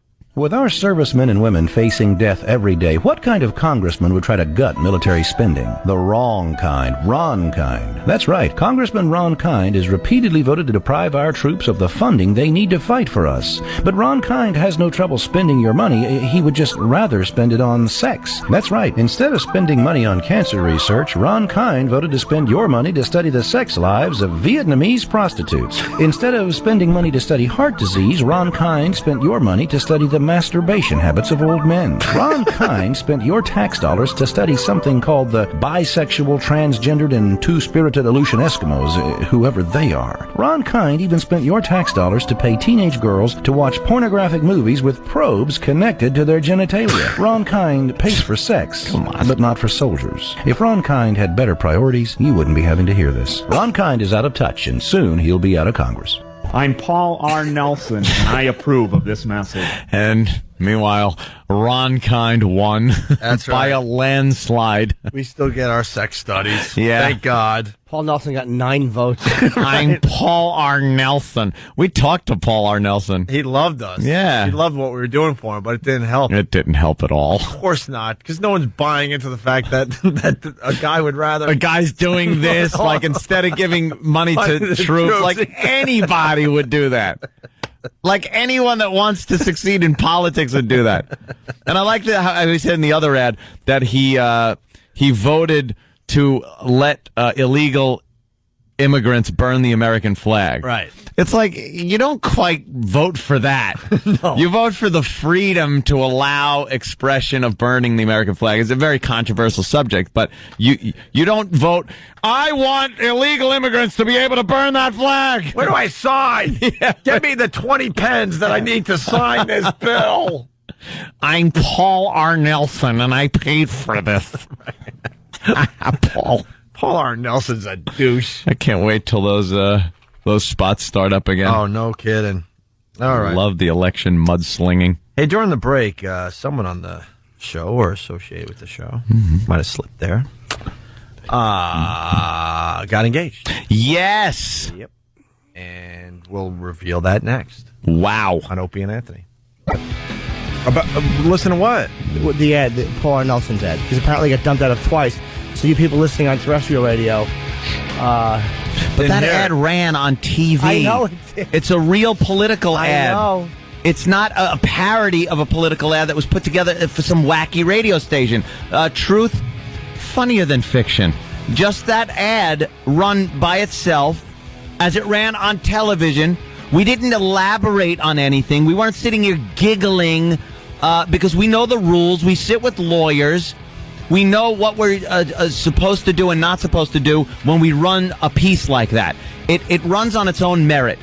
It's outrageous and funny enough to just listen to and laugh. So we're not going to chuckle and pick up on the parts that could get us in trouble if we elaborated on it. It holds its own. Why not just let it run? Why would a political ad that ran have to be dumped out of on our show? Because that's bizarre. Because that's what white males want to listen to. It's just bizarre to me. We're fighting for our lives on regular radio and getting absolutely no help. I'm not going to sit here. It's amazing to me. This is what guys listen to. Yeah. I'm not going to sit here and blame anyone or say what's this or that. But I just want an answer. I really want a logical answer that explains to me why a political ad that ran on television ad nauseum. Believe me, they played that over and over again. Because they loved it. It was entertainment. Why? I think you got free ads. I'm talking on TV. But I'm saying, I think even the TV stations decided, wow, this ad's too good. It's too funny. I know they only paid for 10, but we got to play this 20 times. Like, why? Is it real? And honestly, and I'm talking to anybody in management that's listening or lawyer that's listening, honestly, think about this honestly. Do you see a complaint coming in that would be entertained by the FCC of us playing a political ad that ran on television in the way we were doing it, in the proper way we were doing it, playing it and goofing on the ridiculousness of the commercial itself, the whole thing, the whole piece? We weren't picking it apart. Do you honestly think, based on all the previous fines that have been doled out over the years, that would be something that would be entertained? Nope. Just stop. We've all read the transcripts of stuff that's gotten people in trouble. It's not even close. Come on now. Yeah, we're effed. Well, you know what, though? I mean, because we are targeting males. That's who we kind of want to get to listen. Yeah. And I have fought very hard. And I found out that we are now allowed to say the word tushy. Whoa. Now, I don't want to get too many guys crazy, but we can now say tushy on the radio. Get ready for some edgy talk, fellas. This just in, tushy's off the list. Oh, no. Oh, geez. She. I got to say it that way. Show shay. She. Show shay. You.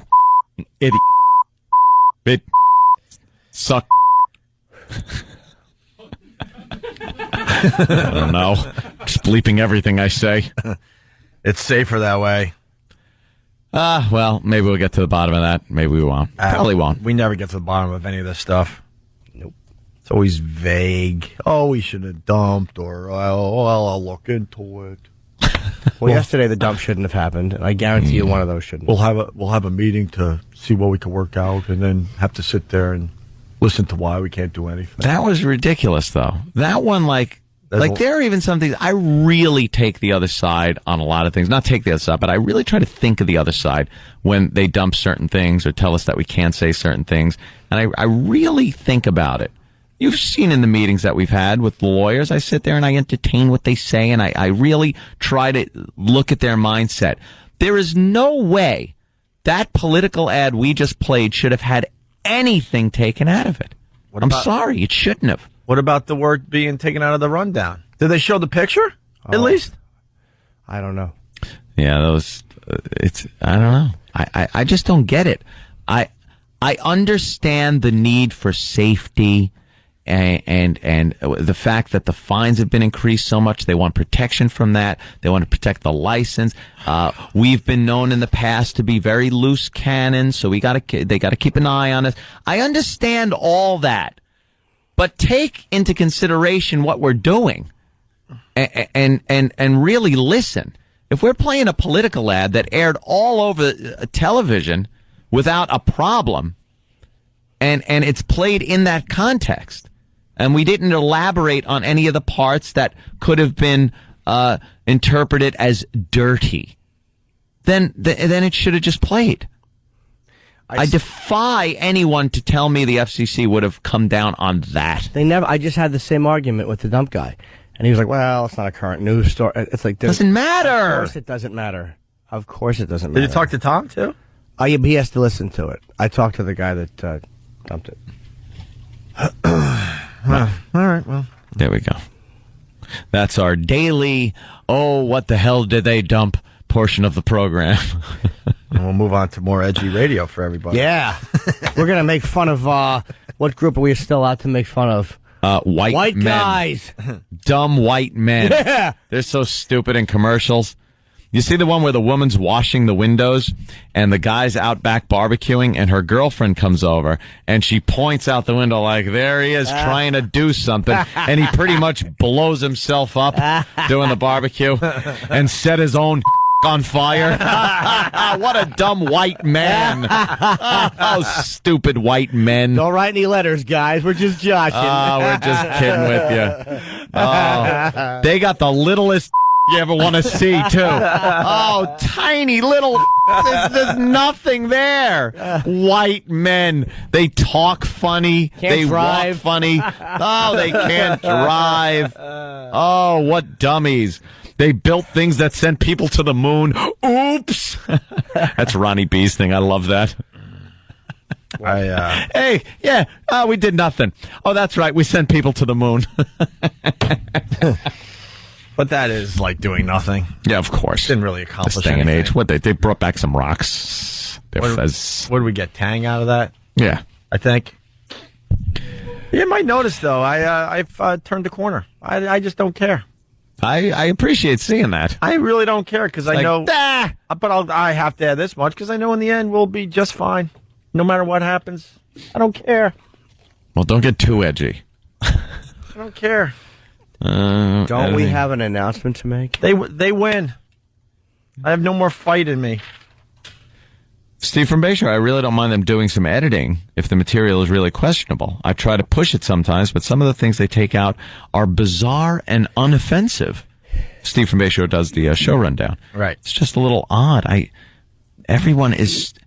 They're way overcautious. Yep. And coming from us, I know they probably go, oh, look, they think it's overcautious. Y'all being overcautious. Relax a little bit. Relax. We're trying to promote onaradio.com, and then we get, like, watered-down versions of edgy stuff. Yeah, so I don't know. Can't be offensive. Whatever. Can't be offensive. The more you tighten your grip, the more edgy material will squeeze through your fingers. You guys know what you're doing, right? Yeah. Of course you do. Look at the ratings. Star Wars. It's obvious. Hey, we're going to play the bleep game. I guess we could still do this, right? Danny, No, don't. What? It's telling people to read Steve's uncensored rundown at Meatspin. You wacky people. Hey, we're doing the beep game. Danny put a nice one together here. All righty. I love these. Yeah, so do we. So do we. So do we. It's just terrific for everybody. It certainly is. Danny, what'd you do here? Oh, I just found it. This is not my work. Oh, really? I wish I put it together, believe me. Where's it from? It's just one of those random internet videos that's going around. So I thought it was... oh, my God. Nice. I thought you sobered up during the holiday. Oh, my God. This is amazing how good this thing is. Why would I do that? I was like, wow. Must have worked for hours on this one. Danny did some quick rehab over the break because his work has drastically improved. How did he do that when he was playing Call of Duty 4? I worked. I just not for this show. I worked for my alcoholism. No, this really is funny. Here it is. All right, huh? Wow. I like that. Good one. You all know what we're getting at, right? No. No? I didn't get it, but some people seem to enjoy it. Guy likes to count, apparently. Yeah. He sure does.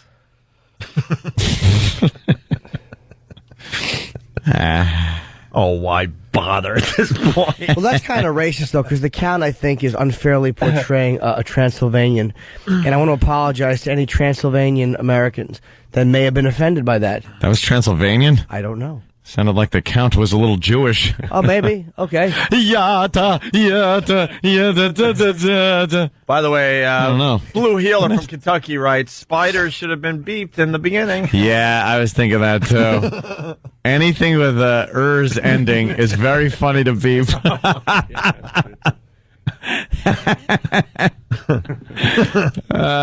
We've learned that. Yeah. Why don't we step aside for a bit? Who got engaged? Who got engaged? That's what we got to find out. Well, I didn't want to come on with this tease. I didn't want to do it right after beating up corporate. For such a. I didn't want to take someone's thunder. Yeah, so we'll it's do it an after the Opie break. moment. We're looking at marriages and engagements with this show, and knowing what the divorce rate is on the show. On the show, there's a couple of people that they're getting divorced. They have to. Statistically, it's just going to happen. That would be Travis and E-Rock, obviously. Are they married? They should be. It'd be less of a ruse than Travis is trying to pull off.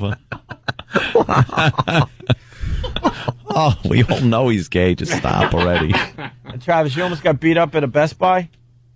Oh, no, at an IKEA. All right, we'll talk about that after the break, too. Oh, hilarious. Opie and Anthony.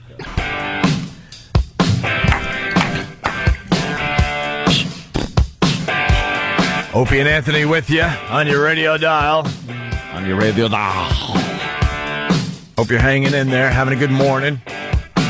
Whatever you're getting ready to do. Yeah. Jimmy fighting our battles during the commercials. You must be tired. Well, you're getting a workout running down the hall at every break. I will credit Tom. Tom said that it should not have been dumped, and this is the third dump in a row that Tom kind of backed us on. Which I understand these things happen, but it just makes you feel better. Like, all right, we're not stupid. Yeah, I think Dump Guy might need another little talking to from some people. Perhaps a little training. I think they kind of throw weird rules at him too. Like he's like, "Oh, what about this?" Like there's always these different rules every day, and the whole thing's a mess. I don't know what to do. But they're throwing out the baby with the bathwater. Yeah, I have no idea. I just used to baby hear Americans. Don't dump that. Baby Americans. Why did that become a saying? Throwing the baby out with the bathwater. That just means that somewhere in history, someone was dumb enough to do that. Like where did the baby go? No, what happened was somebody was throwing a baby out, and then somebody yelled, "Why are you wasting all that bathwater? Just pick the kid up and get rid of it." Swing and a miss. And the sound effect helped, though. Yeah. Hey, Travis. I gotta hear this story. Yeah, Travis almost got beat up or something at IKEA. Yeah. Who gets into a fight at IKEA? Nobody except, You're all fighting over that $100 couch. Are you and your life partner shopping? Honey, a plastic coffee table.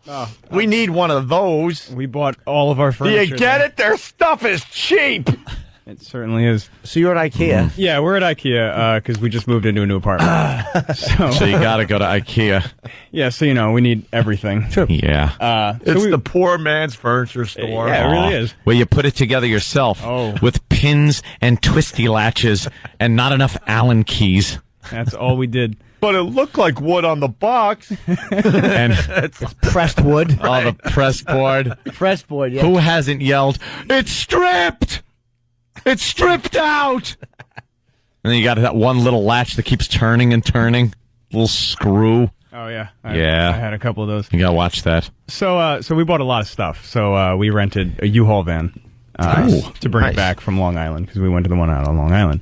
And so we're carrying all of our stuff out to the, you know how they have kind of like a loading area where you have to bring your car from the parking lot? Oh, yeah. And there's only certain amounts of spots. So a lot of people are holding spots, waiting, for somebody to go get the car.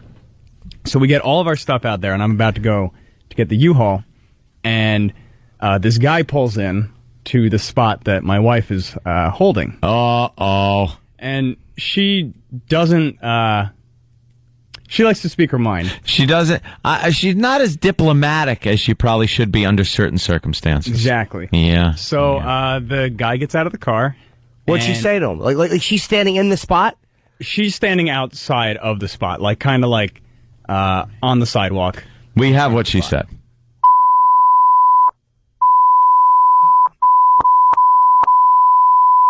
You.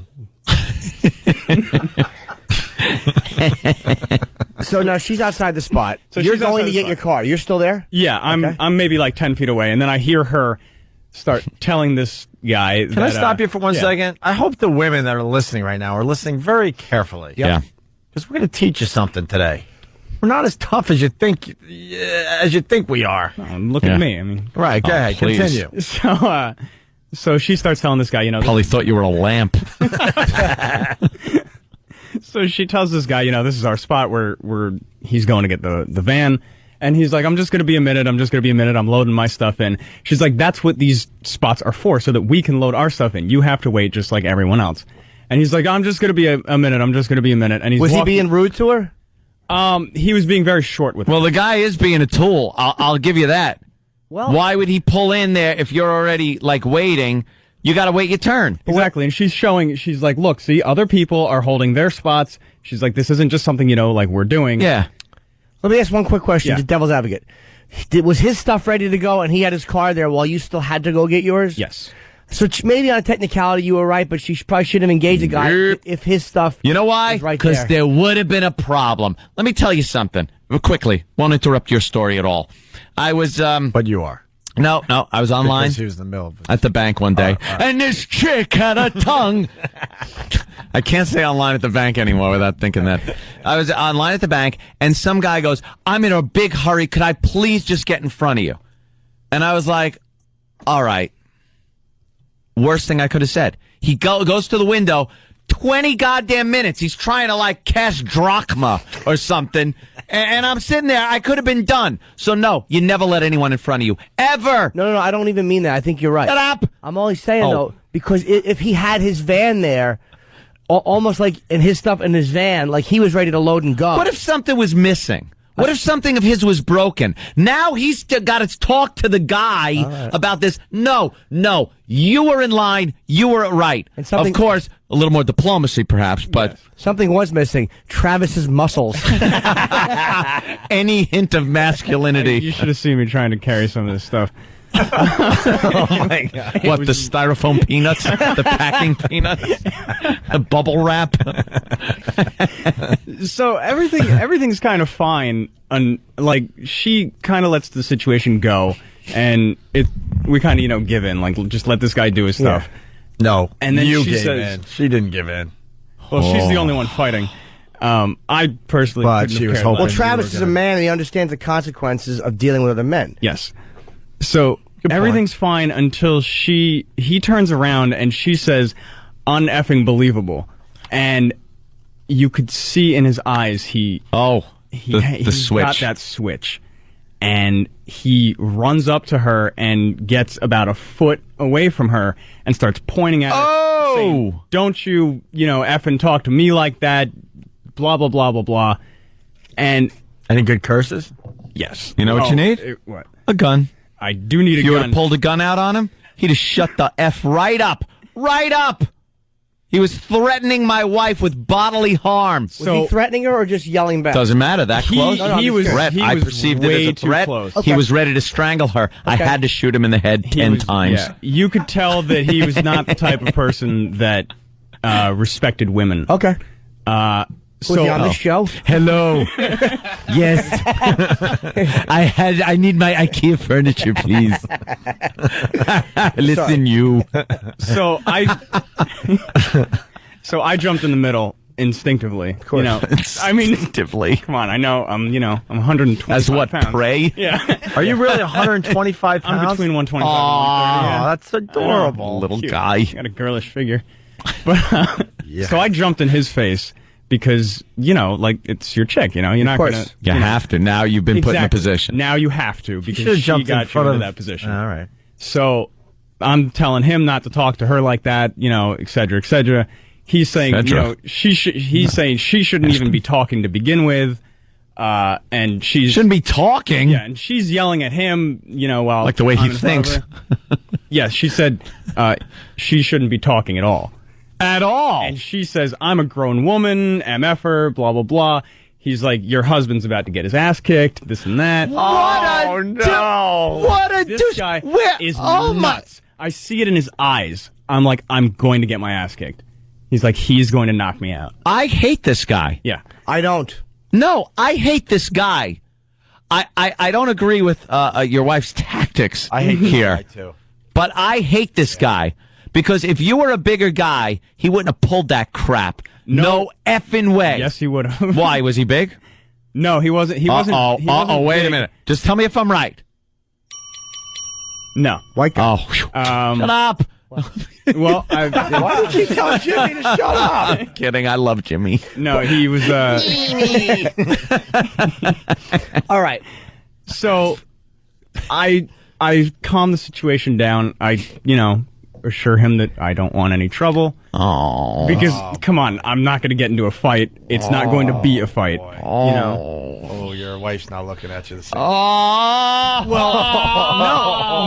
not even because at the end you got to leave that situation bleeding, missing a few teeth. Yep. Now you're committed. No, believe it or not, the only thing she was upset about was that I got involved at all because she wanted to see if he was going to hit her. Yeah. Here's exactly what happened. That kind of would have been cool. Then, you could have had his furniture, too. Yes. That guy's a creep, you're right. He's a complete He's a ghoul. He's a bully. An ass bully. He is, but he's a nut. He's a nut, and I completely fault the woman for saying something. I like you. She's a friend of mine. Yeah. I completely fault the woman because they get involved on a level. Like, that guy couldn't hit her. He wanted to hit her because he's arguing with her. So he's got to say, your husband's going to get his ass kicked. Yeah, like, but why did he have to say that? First of all, he's got no problem with Travis at that point. He didn't. Travis is stepping in defense of his wife, and then he's like, your husband's gonna, not even directing it to Travis, like, I'm gonna kick your ass if you don't keep her in line. It's, your husband's gonna get his ass kicked? How about my husband has a gun? Oh, you gotta get armed. Well, Armed citizenry. It's the only way, the Old West. It keeps going. So Christ, no. So I calm everything down. I go in to get the last, truckload of furniture that we have waiting inside IKEA, and he's finishing up. He was actually very quick. He's finishing putting the stuff in his truck, and good for him. And my wife, oh no, God bless her. Oh no. Okay, here's where it all turns around to completely her fault. He's getting in the car. It's over, and she says, "Happy Chinese New Year." Oh, okay. And that's nice. But it's not anywhere near there. He was an Asian. Oh, okay. And he gets right out of his car again. And I turn to him, I'm like, what the F are you doing? Oh, he no. Comes right back. He says, you really want a problem, don't you? And he's looking at me. He's not looking at her. Oh, my. And I'm like, I do not want a problem. I was like, just calm down. Everything. I don't know what to say. Boy. Absolutely. Because you almost want to go ahead, do it. Do what you got to do. Because that just did not have to be said. I'm like, no, you might have had to just lay him out. You might have just had to accept the fact that your wife is wrong, but you might have had to just blindside him with a kick to the groin. At that point, you close your eyes and hope for the best. And just get that surprise shot. Because let me tell you, after part one of this, he didn't think you were going to do anything. No. So his guard's down. You come upside his head and just keep pounding. You have to. Yeah, you left. Could you go back there and pick up your genitalia? Because you left it in the parking lot of IKEA. I disagree. I don't think Travis did. Travis is a small guy. He's not coming off like a tough guy. The other guy was a jerk. But when a woman runs their mouth at a man, like they put you in that position, and they do it. Women do it. They run their mouth at men because they don't understand the consequences of dealing with men. The way this guy dealt with that situation was wrong, though. As a man, whether he's a nut or not, is wrong. I've been in that situation with women. I told the story about the movie theater when that Hispanic woman went into battle mode because my girlfriend decided to tell her to go F herself because she was making too much noise. They're quoting battle mode on instant feedback. Battle mode. That's one thing, because it's a woman and a woman, and they're yelling at each other. And both of us men were like, the guy just looked at me and went, well, she put her in battle mode. And I'm like, all right, it's two women. What are we going to do? But when a guy does something like that to a woman, whole nother story. You got to throw out the window any reason and logic on the part of maybe your wife was wrong, and do everything you can to make sure she's okay and stick up for her, even if it means getting a punch to the face. I agree with you, but like that guy was leaving. I'm not saying that Travis should let his wife get hit, but I'm saying like he didn't leave his genitals anywhere because that guy was leaving. He was going when it was all done. He didn't mother F you on the way out. Leaving feeling like he got away with something. Good for her. She should have. She should have done more. So what happened? If he felt like he was getting away with something, he would have crap talked him on the way out. No, but he didn't. He just left. He was nuts. left. He left really wanting to kick my ass, but not. You know, and so she says that he comes back. He's every other word is he's just dropping F-bombs at you want a problem, I'm gonna kick your ass. This other guy now that was kind of like, you know how IKEA is kind of like a map where you go around, and everyone you're kind of going. Never been there. I have no idea what you're talking about. Poor person. Well, this guy, this guy who we were kind of like shopping near the entire time. Now he's out. And so he is defending me now. He gets in this guy's face. Oh. And this guy just starts yelling at the guy who's defending me. He's like, it's like you my want bodyguard. Problem? Yeah, this guy was nuts. He was looking to just fight. He was a problem. Someone. Yep. Yeah. And so now he realizes that everybody's watching, and he gets in his car. And also it's 1.5 versus 2. Yes. 1.5. Wait, Thanks for the compliment. Versus. Oh my god! All right, hold. Oh my god! Boo. See, I should have went with 1 versus 1. Yeah. I gotta go back to Betty. Bye. Oh, but I'm not even. I know, Travis, you got to defend your woman. You have to, man. But it's almost like the fact that a woman, and this is all women that do this, they would put their man in a position to have to be confrontational. Like, do you know nothing about the animal kingdom? No, you're right. You're right. That should never be done. But once that line is crossed, you can't go back. You're past the point of no return. Patrice told a great story. Now you got to be the guy. Yeah, but he was the guy. It doesn't mean punching the guy because he did diffuse it. It got diffused. The only reason it got diffused, and I'm sorry, Travis, is because Travis completely backed down to this guy. So the guy was in his face. And then you get to the point where you're going, I don't want any trouble. I don't want any trouble. Yeah, I know you don't. But look at me. I know, and I'm sorry for your little waif-like body, but it's like at that point you can't think about, oh my God, what she did or said. You could yell at her when it's done. Oh, could you yell? But at that time, you gotta defend. But he did. But he stepped in between them. Why should I take a punch for you something should give a she punch. said? I completely when that guy agree. starts with his effing and this and that and the other thing, it's tough. Bam! It's tough not to. You were being take a swing at the assaulted. guy. Yeah. Then she yelled something racist at the guy on the way into the car when it was over? What? Absolutely not. She wished him a happy new year. That is true. What the hell? That was kind of nice. What, she's supposed to know what day that is? It was our new year recently. What the hell shouldn't she say that? Women have that protective thing of men are not supposed to hit us. They deep down never believe that they will. They don't understand what they think they do, but they really don't. They don't. Chivalry. There's our and music. Honor. I don't think Travis lost his. I think he did the right thing. He stepped in. Oh, we lost that years ago. I'm kidding. I wanna apologize to Than. Travis blew up his spot. Oh, congratulations. We're going to XM. Have a nice day. Yeah, good luck to you. It's the Opie and Anthony Show. Opie and Anthony. There was a lot of speculation. What was that? Oh, well, you're not feeling that good. I'm not feeling that good. People are like, I bet you they're going to blow off XM today. No. Just got back from vacation. Might go home a little early, though. I shouldn't chew gum. I shouldn't chew gum on the air. Oh, I'm eating apple. It's lovely. And eating is one thing. And I got a lozenge in my throat. I'm ready for So slurp down my smoothie. Although, is someone else getting it, Kenny? Oh. Travis's story got us all talking during the walkover. Certainly did.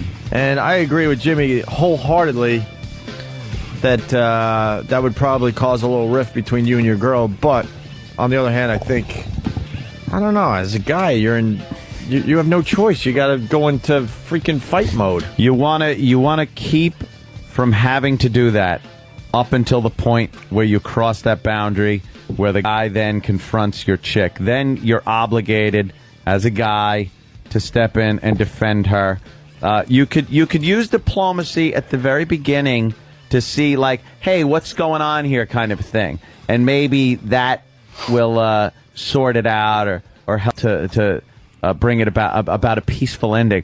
But if the guy's in her face, pointing from a foot away, yelling at her, and you gotta punch him. Well, also, it doesn't matter who's right or wrong. Also, here. add that the guy got in Travis's face and said something like, "You really want a problem." Yeah. So, Travis, I know what you guys are saying, but Travis did step in front of his girl.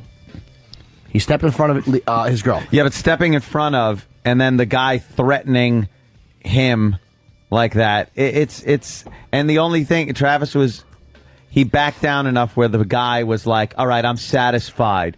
I showed him.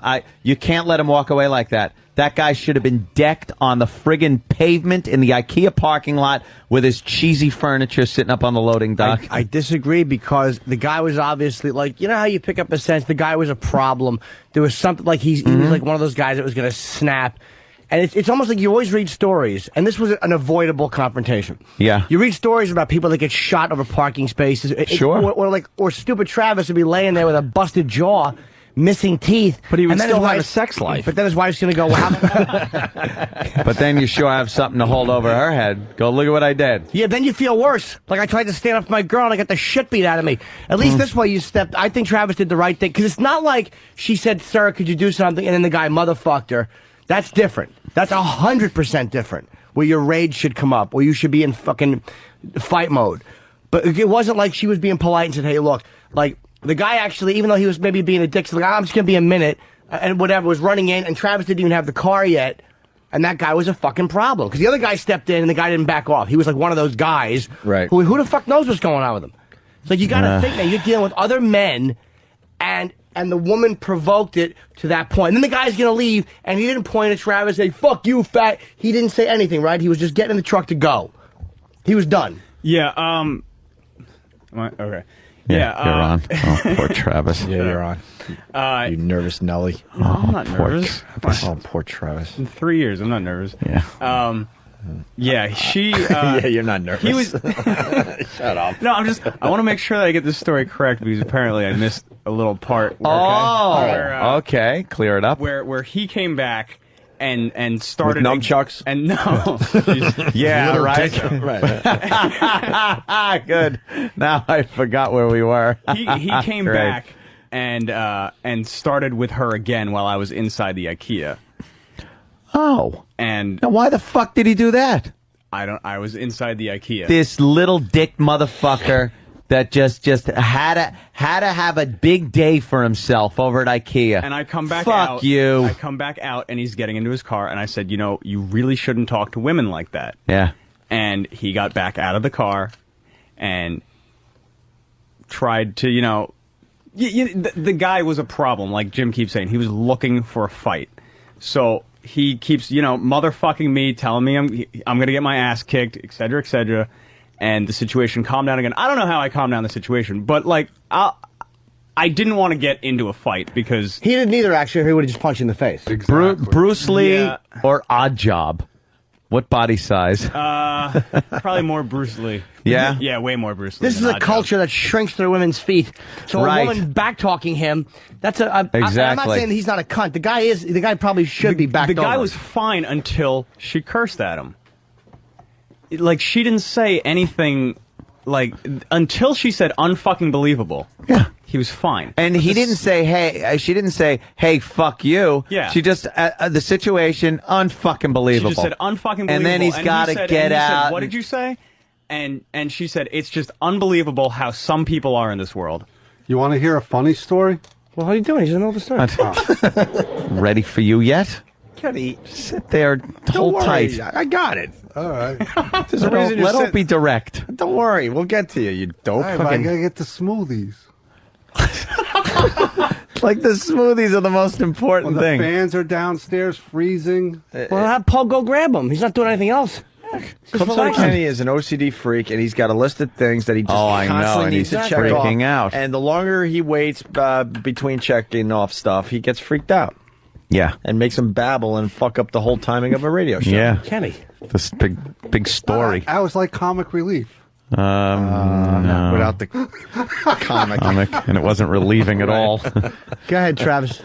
Right. What were you saying before man interrupted you? She said that he had spoken to her when you were inside. Yeah. And I came back outside, and he was getting into his van, and I told him that he really shouldn't talk to women like that. Mm-hmm. And he got back out of his van and got back into both of our faces, and he said she shouldn't be talking at all. And then she said, Yeah, and she said, I'm a grown fucking woman. I'll talk whenever I want. Yeah. I can say whatever I want. I'm a grown woman. Which, she's right. When he said she shouldn't be talking at all, then I knew what I was dealing with. Oh, maybe he said that because she's Canadian. Maybe. Good point. Why didn't you punch this guy, really? The guy needed a fist in the face. I'm sorry, Jimmy. He needed to be blindsided when he was talking and thinking he had it all. Because it looks to me, was he in a posture that looked like he was going to punch? Absolutely. You should have fucking wailed him. Just wail him right in the fucking ear. So he goes bong. Take your plastic. Ring his bell. Plastic furniture and hit him over the head with it. Yeah. Maybe I'm not saying you're wrong. Maybe I should have. No, I don't think you should have at all. No. Oh, No. Yeah. Wow. It's macho to say you should have. No, and if I know. a guy is You're physically threatening your woman, you absolutely you should bite him. I'm not saying that you shouldn't ferociously defend the person you're with, but in that situation, I would be so angry at my girl because if the guy that guy was acting like a douchebag, that more important than they were. He was more fucking important than they were to get his furniture first. Fuck him. You're right. Fuck everybody that thinks like that too. You're more fucking important. Go fucking screw, man. You're that right. guy needed a punch before anyone said a word. You're right. But you're looking Douchebag. at it from the point of view of like, I don't want to be bullied either. But that guy, if a guy is a fucking a problem, and there are people in the world that are just Everyone's like got that, problems. Travis did the right thing. Because he would have been laying in the hospital probably with a broken jaw. It's Maybe. stupid. Or the other guy would have been sitting there going, ho, ho, ho, with his van spray painted with fucking symbols no one understands. I hope his grandma gets hit crossing the street somewhere on Mott. That's hitting a very personal thing for They're Anthony. constantly getting run over up there, down there. Kenny, do you have a story? Oh. Hey, funny you should ask. It's kind of anticlimactic, though, after his terrific story. Well, climactic, but climactic. Yeah, whatever. No, like Excedra over there. Me and Jimmy. Ephedra. Me and Jimmy had a similar situation. Mm-hmm. But Jimmy played the role of the woman. Go ahead, please. Feel free to let's get this one out on the table. Go ahead, go. Oh shit! Go ahead. I look forward to this one. Shit. Jimmy's winding up. Oh no, go ahead. All right, this story has some legs. Yeah. No, we were at this club, and Jimmy's been playing these like small Adelaide shit places. houses. Yeah. To work on all his new material. He's got an hour of great material now since his HBO special. So we were leaving this place, and there was a pizza delivery guy parked in the fire lane, blocking us in. All right. I tried to pull out. I couldn't pull out. I tried again. I couldn't pull out. So I go into place to look for the guy. I find the guy. It's in between shows, and we're going to go back to the hotel for a little while. I like to go back, relax for a bit, and then come back for the late show. Sure. So we're on a time schedule. Right. Yeah, the sooner you get back, the more time you have to relax. Yes, in between shows. Understand? So I go into place, I find a mope, and you got to realize, like, it's like a 40-year-old loser, probably like lives at home with his parents, minimum wage, Fat. delivering pizza. Yeah, fat, ugly. And nobody. Exactly. Stuck in this, shithole of a town. Just miserable. Yeah. That went to Jimmy's show. No, he was delivering pizza. Delivering pizzas. To the hotel. I was working in the hotel. I was delivering pizza. Yeah. So I go look, pal, could you do me a favor? You know, you block. He goes, I'm not blocking anybody in. So right away he's like arguing. I'm not blocking. No, you are. I go, yeah, I can't get out. Could you just, are you done? Could you move? And he's insisting he's not blocking anybody in. So like, probably nobody even like talks to this guy other than like give him the address to deliver a pizza. Sure. So now like he's got an audience and he's got a little bit of the upper hand. So like he's busting my chops like, I can't believe I'm not blocking anybody in. I know I'm not blocking anybody. I go, look, you're blocking me in. So I'm just like letting him ramble on because we're walking, like we're making progress. Right? So we get out now, and now he proceeds to show me how stupid I am that I can't get out. Instead of just moving the fucking car. Right. So Jimmy's sitting in the car waiting, all right, and all of a sudden, you know, he just starts screaming at the guy out of the window. I'll tell you why. You're forgetting one line here. Right. Okay, but I'm the woman. Meanwhile, this cuckold has been fucking knocked around by the fat pizza guy. I'm in the truck, and I can see the guy's on nobody. It's not like, because Kenny could murder the guy, and that annoyed me too, is that this guy is talking to a guy of Kenny's side with that phony fucking feeling of protection. Yeah. Like, he won't hit me because we're civilized. And Kenny was being polite. And then I hear the guy go, well, how could you not back out? I mean, you're a man. I could see if you were a woman and you couldn't back out, but you're a man, aren't you? That's what he said. And I'm like, would you move the fucking car? I screamed from the passenger. But it wasn't like he was some big guy that Kenny was trying. He was a fat nobody who was shit-talking Kenny. Yeah. And it annoyed me. I never shit-talk with bigger guys around me, and I was so aggravated. And the guy's like, don't curse, I won't move the car. And I'm like, oh, that car will fucking move. Oh, the fucking car. That's what I said. I'll run this thing. I'll run it over. I was so aggravated. Oh, I hate people. And the bottom line is, so the guy moved the car, and then me and the guy just started screaming at each other. But I wasn't out of the car in the guy's face. What's he going to do? I mean, I knew he was going to do nothing. And then it just call annoyed him me. a fat fuck. Yeah. I think I did, right? I screamed at him again. Like, fuck you. Because then the guy's yelling at me like, if he doesn't shut up, I'm not moving. But it's not like the guy was being polite and I was just yelling at him. When he said to Kenny, well, if you were a woman, you don't know how to draw. I wanted to fucking smash him. Oh. So nobody was that. So I'm being the woman. I'm like, will you untuck your dick and tell him to move that fucking car? Kenny has a weird sensibility about him. Because he can kill the guy. Yeah, he lets people like. When we're driving in the morning, I see people do ridiculous stuff with their cars, cutting us off, and Kenny's just like, oh, look at that guy. I'm like, look at that guy. Get out and beat him up. Kenny has a murderous confidence. Yeah. Because he's armed. Like, I don't, like, when I'm with Kenny, it's good to have him there and stuff, but I don't fucking. Is it really? No, I mean, personality-wise, it's horrendous. Right, all right. It's like dragging a bag of fish around. Thank you. Let's finally put it on the table. Is he really that much fun to be around? No, not at all. It's like bringing, it's like if you need a cough syrup, he's great. He's the man. But to actually have a one-on-one conversation with about something going on with in your life, I agree. I should be to a wall. I should be seen and not heard. But did I ever start a fight with anybody on the road? Did I ever start? See, no. And no. I'm with a big guy who's armed, and I still would never. But that little fat guy, fuck it. And I wouldn't put Kenny in a position where he had to get into a fight for me, unless the guy started. Like if that was a big guy and they were having that discussion. I mean, I know what Kenny can do. I would have just I never would have shit talked. But I saw he's this little fat cunt, and it drove me nuts. So Kenny, sorry, I know you're. Why was Jimmy the woman? No, I was just saying because like he was yelling and antagonizing the guy when like I was making progress with the guy. Progress? No, the guy didn't deserve for you to make progress. You don't make any his big progress. threat also is I won't move my car. It wasn't even like I'm going to kick your ass or his ass or something. I won't move the car. That's when you just go,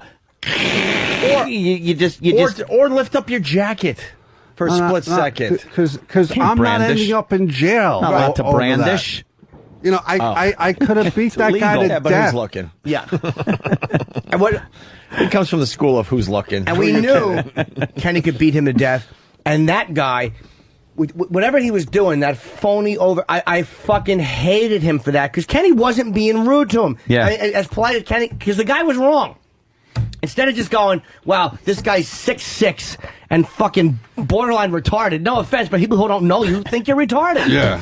It's like Lenny from Mice and Men going, could you move your car? It was the battle of retards because that guy was obviously, you know, it was a probably little touched. something wrong if he's and I think 40 delivering pizzas. I think people think that because of the small head, Kenny. Yeah. Yeah, no, I got... It comes to a point almost. I got a very small head because I got very little brains in them. If you had a shaved head, it would be a little creepy for everybody. Yes. The hair makes it look like it's a little bigger up top. Yeah. I just don't But like... that's what drove me nuts, was the way that guy was... I don't like people that are phony bullies. It's phony bullies. I agree. Bullies are one thing. Bullies, you can't really fuck with. You're going to get your ass handed to you. Absolutely. And usually it's mano-y-mano kind of a thing. You know, it's a situation that happens. When your chick is involved, like I said, all bets are off. You got to do what you got to fucking do. But it's not like the guy touched her. Well, why don't we get... Close enough, dude. Close enough to fucking spit rice in her face. But dude, I've been that angry at somebody. Like, if some woman was doing that and I was in a rage for some reason, man, I would want to yell at her. Why don't we get Travis's wife on the line? Okay. No, Lisa, ask Lisa if Travis is leaving something out. Oh, Hey. what, Aunt? I'm going to go get the smoothies. Would you... no, it's Mike Cole saying menacing is a crime. Of course it is. Yeah. Yeah. Okay. Menacing. Lisa, Yeah. what do you got to add to this whole thing? Okay. What do I have to add? Oh, sorry, it's loud in here. Okay. Nothing. I was just gonna say, like, this guy was right up in my face, and yes, I did yell at Travis. I'm sure he mentioned, because I wanted to see if he was gonna do anything. Like, he literally, like Ann said, spitting rice in my face. Well, hold on, sweetheart. Right there. Wait, you said you yelled at Travis too? Yeah, because she didn't want me to get involved. Right. She wanted to see if he was going to hit her. She just said, I wanted to see if he was going to do anything. So now what she was doing is she is testing another man. And at what kind of position does that put Travis in? He has to jump in, and he did. But this isn't at the point. She didn't get out of the car going, I'm going to test the guy today and see if I could get punched. He already had started his fucking phony bullshit with her. Exactly. But Lisa, when you were pushing him, like, did you not read the fact... Like, because Travis saw the fact that the guy was a problem. And there are men that are there's like weird things, like the guy was obviously a fucking, he was fighting the urge to probably do something really stupid. Yeah, although Travis didn't have a chance to see that he was a problem until he was already a problem. Right. Like, this all happened very quickly. I was, really polite. Like, I went up to the car and I was like, sir, we're waiting for this spot. We're going to pull in. And, he starts flipping out right away. Like, within 10 seconds, he was in my face, and Travis was, like, probably about 25 feet away getting a cart to bring over. So he abandoned the cart and came running. Like, there was no time for, like, assessing what Lisa, this guy was going to do. Was he in your face at first, or did he say, I'm just going to be a couple of minutes, and then you were kind of like, when you said unfucking believable, then he got kind of crazy? He was about 20 feet from me when I I was kind of looking in Travis's direction because he was further than the guy.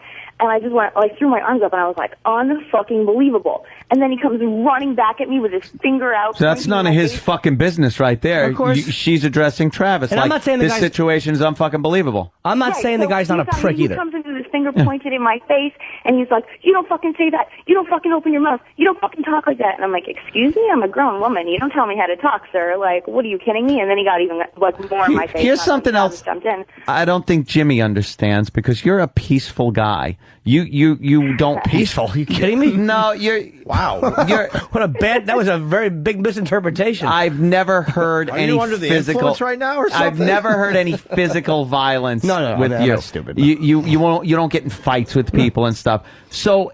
You saying that this guy's a problem and you don't deal with people that are problems. You being you, anyone that comes up to you and wants to fight you is a problem.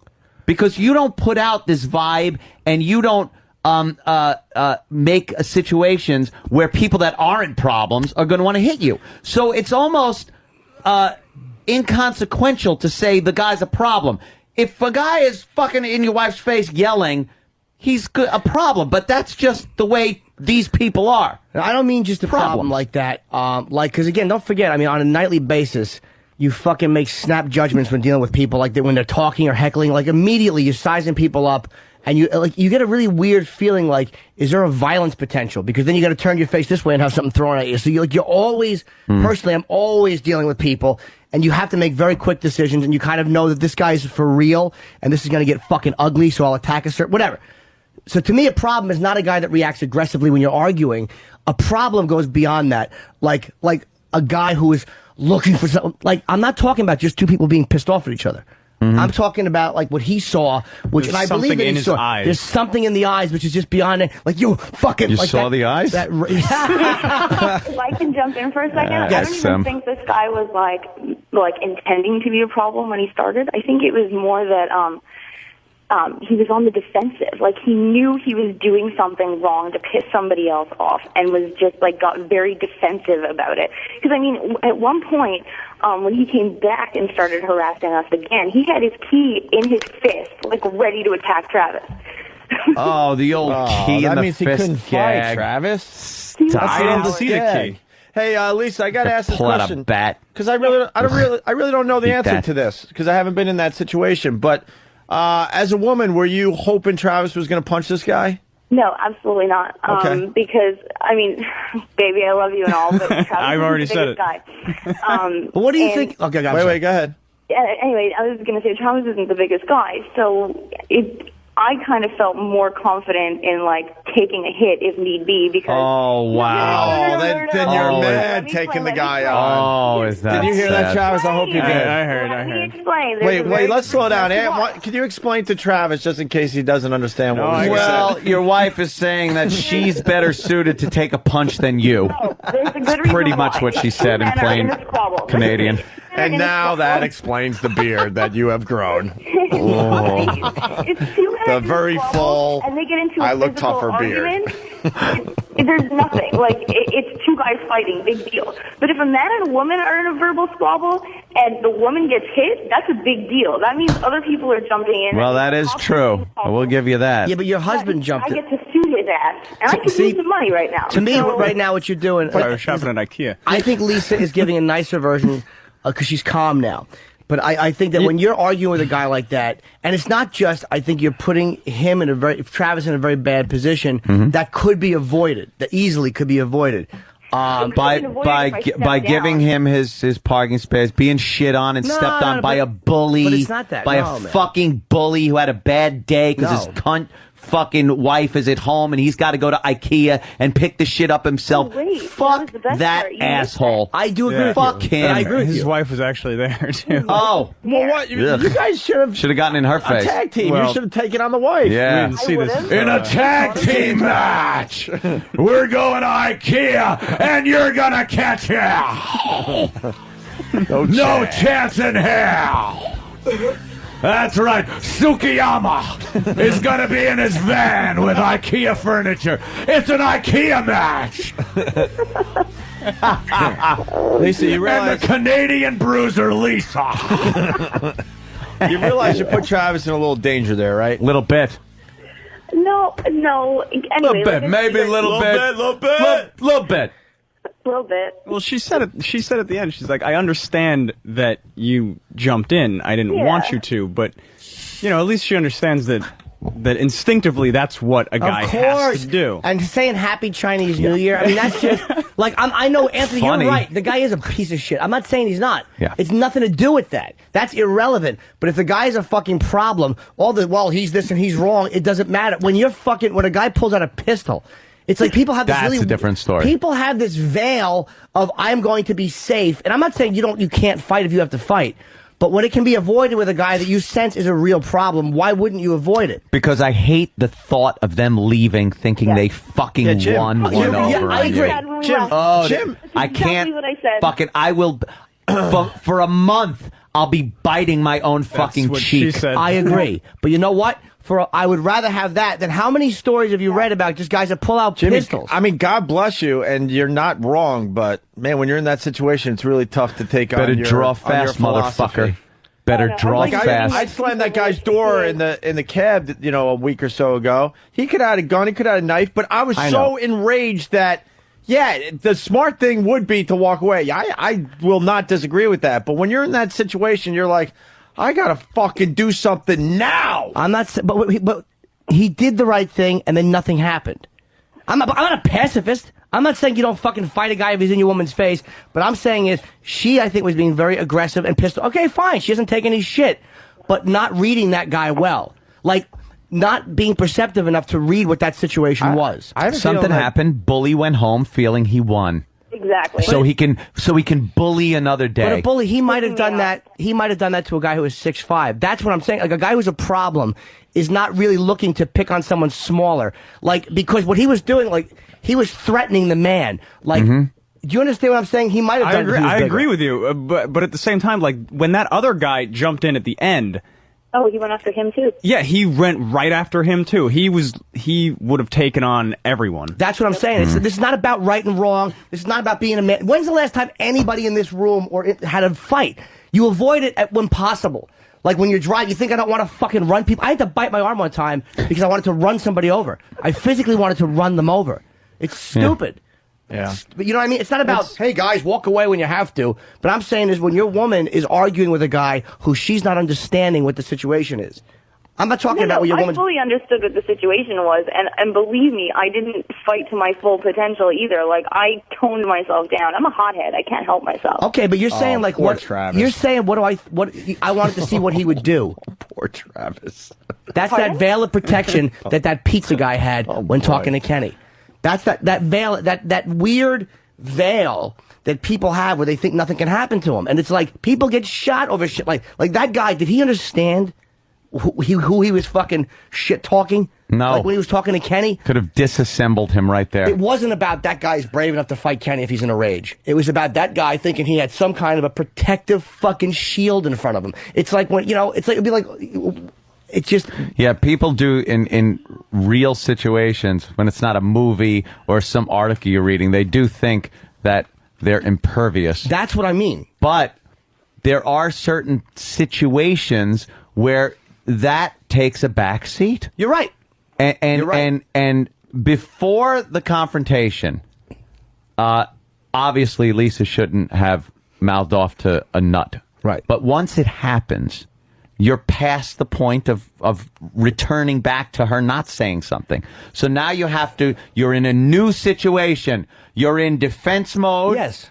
And you're in, this guy is a fucking asshole. And if there's an inkling he's gonna punch me, you gotta get him first. I agree. I completely agree.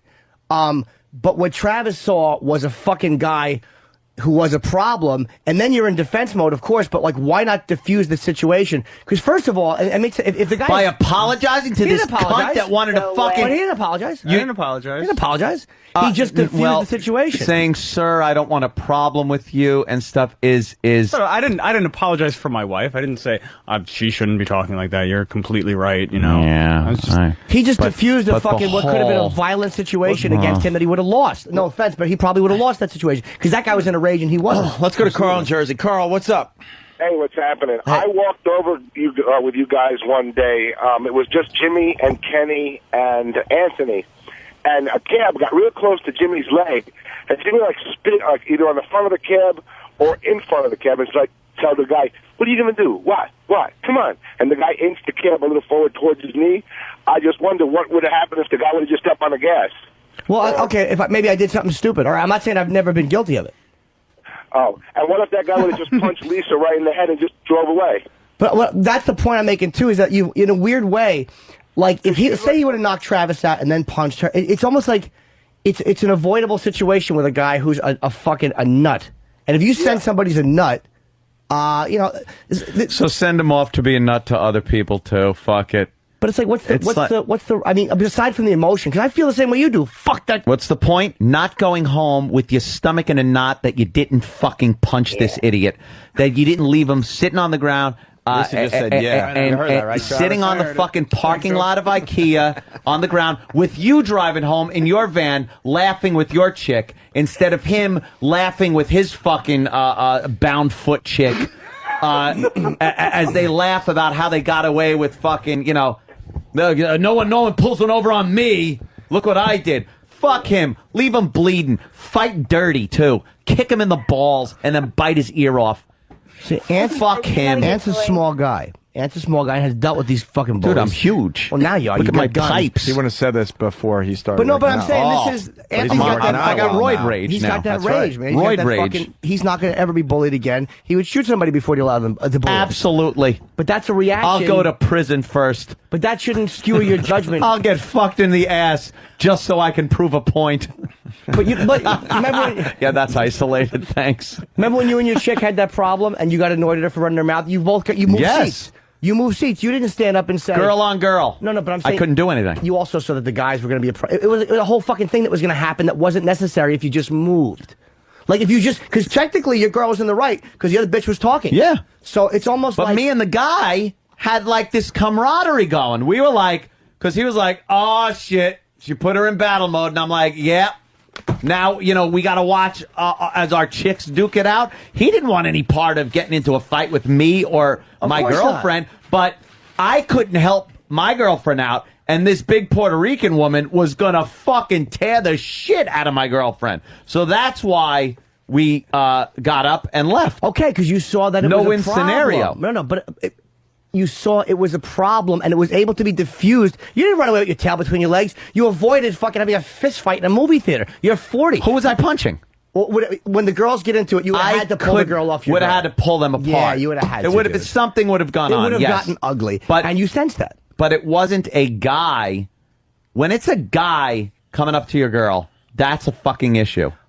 This is a bully, a fucking... Yeah.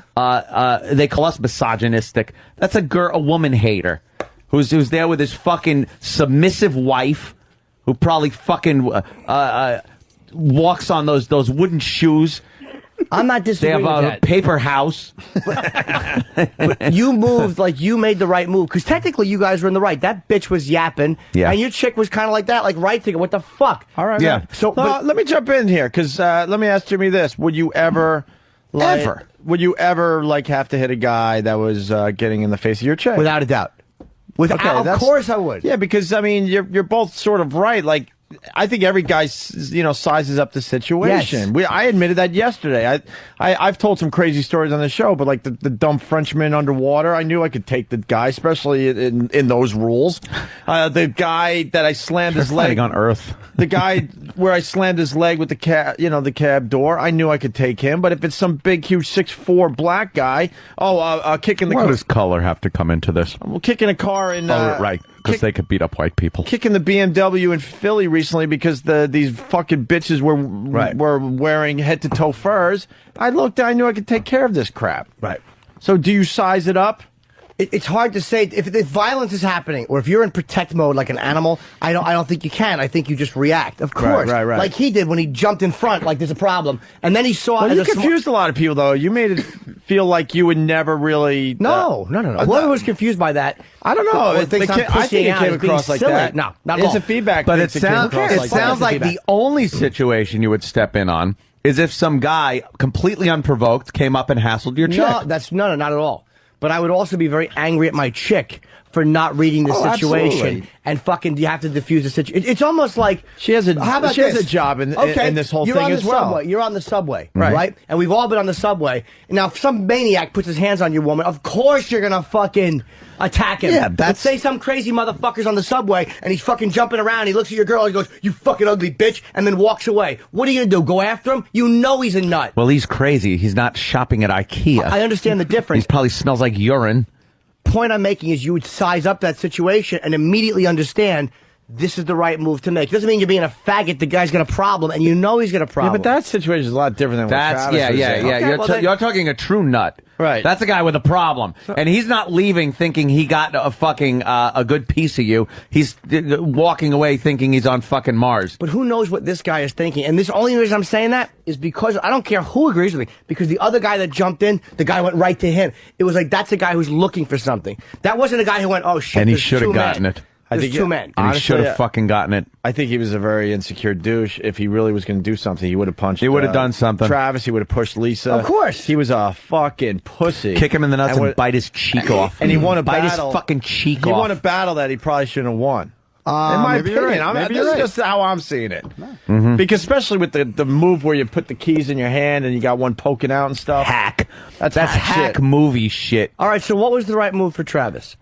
instantly take the motherfucker out. I don't want to sound like I'm fucking Mr. Macho and shit, because given the same situation, I don't know what I would have done. Any situation is different. You don't know what you're going to do. Right. But a guy like that has to be fucking brought down to his knees immediately. The second he starts getting in your chick's face and then turns to you, you instantly punch him in the fucking nose. Instantly fucking punch him in the nose. And he's out of the fucking situation. God, problem solved. No, what Travis should have done, seriously, is he should have blown his rape whistle. All right. You carry it with you. It's true. I didn't think of it. Nathaniel, what's your take on it? You're obviously a very good fighter. He wants to fight. Then we challenge him to a Call of Duty 4 match and kick his ass. I'm not talking about Than personally, who can really take care of himself. I'm like, you reading Travis in that situation, and like, what should have Travis? Yeah, what should Travis have done? I'm having a rough one today, man. I agree with you. I think violence is the last resort. And all right, Sensei. It's true, because too much, even if you say you punch the guy, you go for the nose, you hit his cheek, and it glances off his face, and all you've done is really upset and started a fight with some psycho. You've gained nothing and lost, your teeth. All right, do you go home? Especially with Travis's build. Look, how about a punch and a kick to the balls at the same time and bite his throat? You gotta fight so fucking dirty. It's really... You really got... I don't fight clean. No fucking way. None of us have had a fight in 20 years. None of us have. None of us have, because you think on a daily, as much rage as you have. Any fight I've ever had has been very dirty. Well, 'cause you're a small except guy. when Boomer Esiason broke my arm. and he was big. Yeah, but then you just fucking took it out on the Jets a bunch of years later. That was a fight I should have stayed out of. Yeah, if I thought there was no way to get out of violence, I would fight. I would balls first. Those are just big targets hanging there. Right. Yeah. And then I would absolutely fight, but I think if you can get out of it without actually getting hit or punching somebody, it's better. But I'm not talking about being and that a doormat doesn't make either. you feel shitty when you leave the situation. Yeah, but I'm an adult. You lose. No. You win, you lose. Anthony, the only reason I'm disagreeing with you, the only reason is because of the way the situation started, which was with I love my girlfriend. Of course, I would defend her. Of course, I would defend her. Of course, I would step in and punch somebody if I had to. Of course. But I would be very angry at her for having that fucking delusion of safety, like that I don't have. You don't have that delusion of safety, so that would annoy me that she perpetuated this situation. I don't necessarily think that she did that thinking that I was going to be there, because what she said, just unfucking believable, was nothing. Yeah, unfucking believable is nothing. I agree. It's nothing. The only time I was a little upset was when she said, Happy Chinese New Year, because that, as funny as it is. Very funny, by the way. Yeah. Lisa, very funny. I thought was really just going to send the By the way, situation Lisa, over that the top. still bothers that guy. Oh yeah. That one, so you did get because that was below the belt. It couldn't have just been two human beings. You had to bring race into it. Absolutely. Wonderful move, by the way. We Wonderful got move. another Travis on the line from Iowa. Travis from Iowa, what's up? Yeah, I think you both are right, but I think what Jimmy's trying to say is, what Lisa, I can't remember her name, would have said that if Travis wouldn't have been there. That's what Jimmy's trying to say. No, I'm not. No, dude. I would have. I think she probably would have. No, dude. I think you're misinterpreting me a little bit. I don't think that Lisa was wanting Travis. When I say the veil of safety, I don't think she was using Travis as that. But I'm saying in the same sense that guy was shit-talking Kenny. Like, what are you doing in the real world? Like, this is not a film. This is a real situation, and you're not reading it right. That's what, of course, you have to defend your woman, of course you do. But that is what would drive me crazy. Like, when my girlfriend does shit, like, she's never argued with people, but she's very funny. And we're like, we're walking one time, and this guy walked up a little behind us, just, past to get into it. Oh! Like, she was scared, and I laughed. Yeah. But I'm like, don't fucking engage people in the fucking streets, stupid. It's really annoying because that's a weird situation, even though your motives aren't bad. Do not, I don't mean be a coward and fucking, I'm a dick. Like, if I have a fucking argument with a heckler, I, honest to God, will stand outside the door at the cellar. I don't want to fight the guy, but I'm not going to be cowed. Like, I'm not going to run upstairs. So I will literally stand outside the fucking clubs for like 5 minutes and say, well, if the guy wants to come out and say anything, I'm here. And that's only so I can go home at night and know that I didn't get heckled and run away. Yeah. So it's like, it's a stupid thing, but I have the same fucking ego as another man does. I've spelt it out to my girlfriend, too. I've spelt it out. Don't fucking cause problems out on the street with anybody. Like, don't ever put me in a situation where I have to start swinging because of something you said. Okay, I've spelt it out. Jump in, but I gotta get going. All right, all righty. Go. Have a good day, boys. Go start trouble somewhere else. Goodbye, you Canadian racist. Troublemaker. Canadian racist. Canadian And racist. I do love Lisa. They're all working at that sweatshop, myradiostore.com. Yep. I like her balls. I like the fact she has Is it a balls. sweatshop? Oh, I don't know. It's a They're a big bunch of warehouse drunks or what they are. Fucking with work 2 hours and then it's happy hour the rest of the day. Jesus Christ, how does anything get done there with a guy named Ziggy running the joint? Ziggy and his stupid marijuana. Oh, enough. I've seen Ziggy laying on the floor in bars. Just in a bar under a pool table on the floor, and he's the boss. By the way, I threw some marijuana away. Did you? By accident, though. Because I was still debating if I was going to start smoking again. Nah, I can't get into that shit. And I appreciate the fine gesture someone did for me, but it ended up in a I got a Christmas card and I was hiding it from my designer and a cleaning woman, and it was in the bag that the Christmas card came in. Oops. And then I was cleaning up and I might have thrown away some fine bud. Threw away the bud. So someone's going to be really pissed at me. Anyway, Mike DiStefano. Sorry, Mike. Hey. I'm very under the weather. So is Jimmy, but sounding better. Yeah, Jimmy. I'm only. It's my You're not as congestion. itchy? No, that's all it is. You got some stories on this? You've been listening for the last half hour. I was here? outside fucking going, yeah, Anthony. Yeah, it's I like, was cheering for you, but then Jim's right, too. Everybody's kind of right, but you gotta, like what you're saying, that it's fucking so important. You can't leave somewhere feeling like you let It'll somebody eat abuse away at you. I've been in that situation in the past. I've been on both sides of that situation where I've left a situation after talking things out and felt like a fucking idiot for doing it. Yeah. And just regretting not punching the guy in the face. Yeah. And then I've punched the guy and felt great about it. Well, what you and do gone, is good. The guy deserved it. You work with levels, you know what I mean? Yeah. If I bump into you, I say, I'm sorry, and you say, go fuck your mother. I don't hit you. I say, what's the matter? What are you, retarded? You know, and then you push it to a certain point, and then you escalate it, you know? But the women, listen, they fucking start shit. I'm not saying Oh, your girl yeah. did. I will not deny that. We're all on the same page My there. ex was like, if somebody would have hit her, I would have fucked them up, but I would have counted to 3 first. I would have gave them 3 seconds to fucking hit her because she deserved it. Like, you know, that kind of scenario. Yeah. I've looked at guys and go, I know, dude, I'm sorry. Like, I've apologized, like, to waiters because she was such a cunt to them. And you can see they want to fucking choke her. And you almost want to say, look, I'm only dating her a few months. Punch her once in the throat when I go to the bathroom. Something. Because you really get, you know, women could... Not every fight. I was arrested in Florida. Listen to it. Right before my honeymoon, right before my wedding. We lived in Florida. We got married in New York. Our wedding was in New York, and we bought these tickets on this cheap airline. I think it was Airbus or some shit. This is a long time ago. And we get to the airport, and this little fuck behind the counter is like just going really slow, and we're running late for our flight. Long story short, I start arguing with the guy. Like, can you hurry up? I'm the second in behind a woman. And he's just going. So I said, dude, we're going to be late for our flight.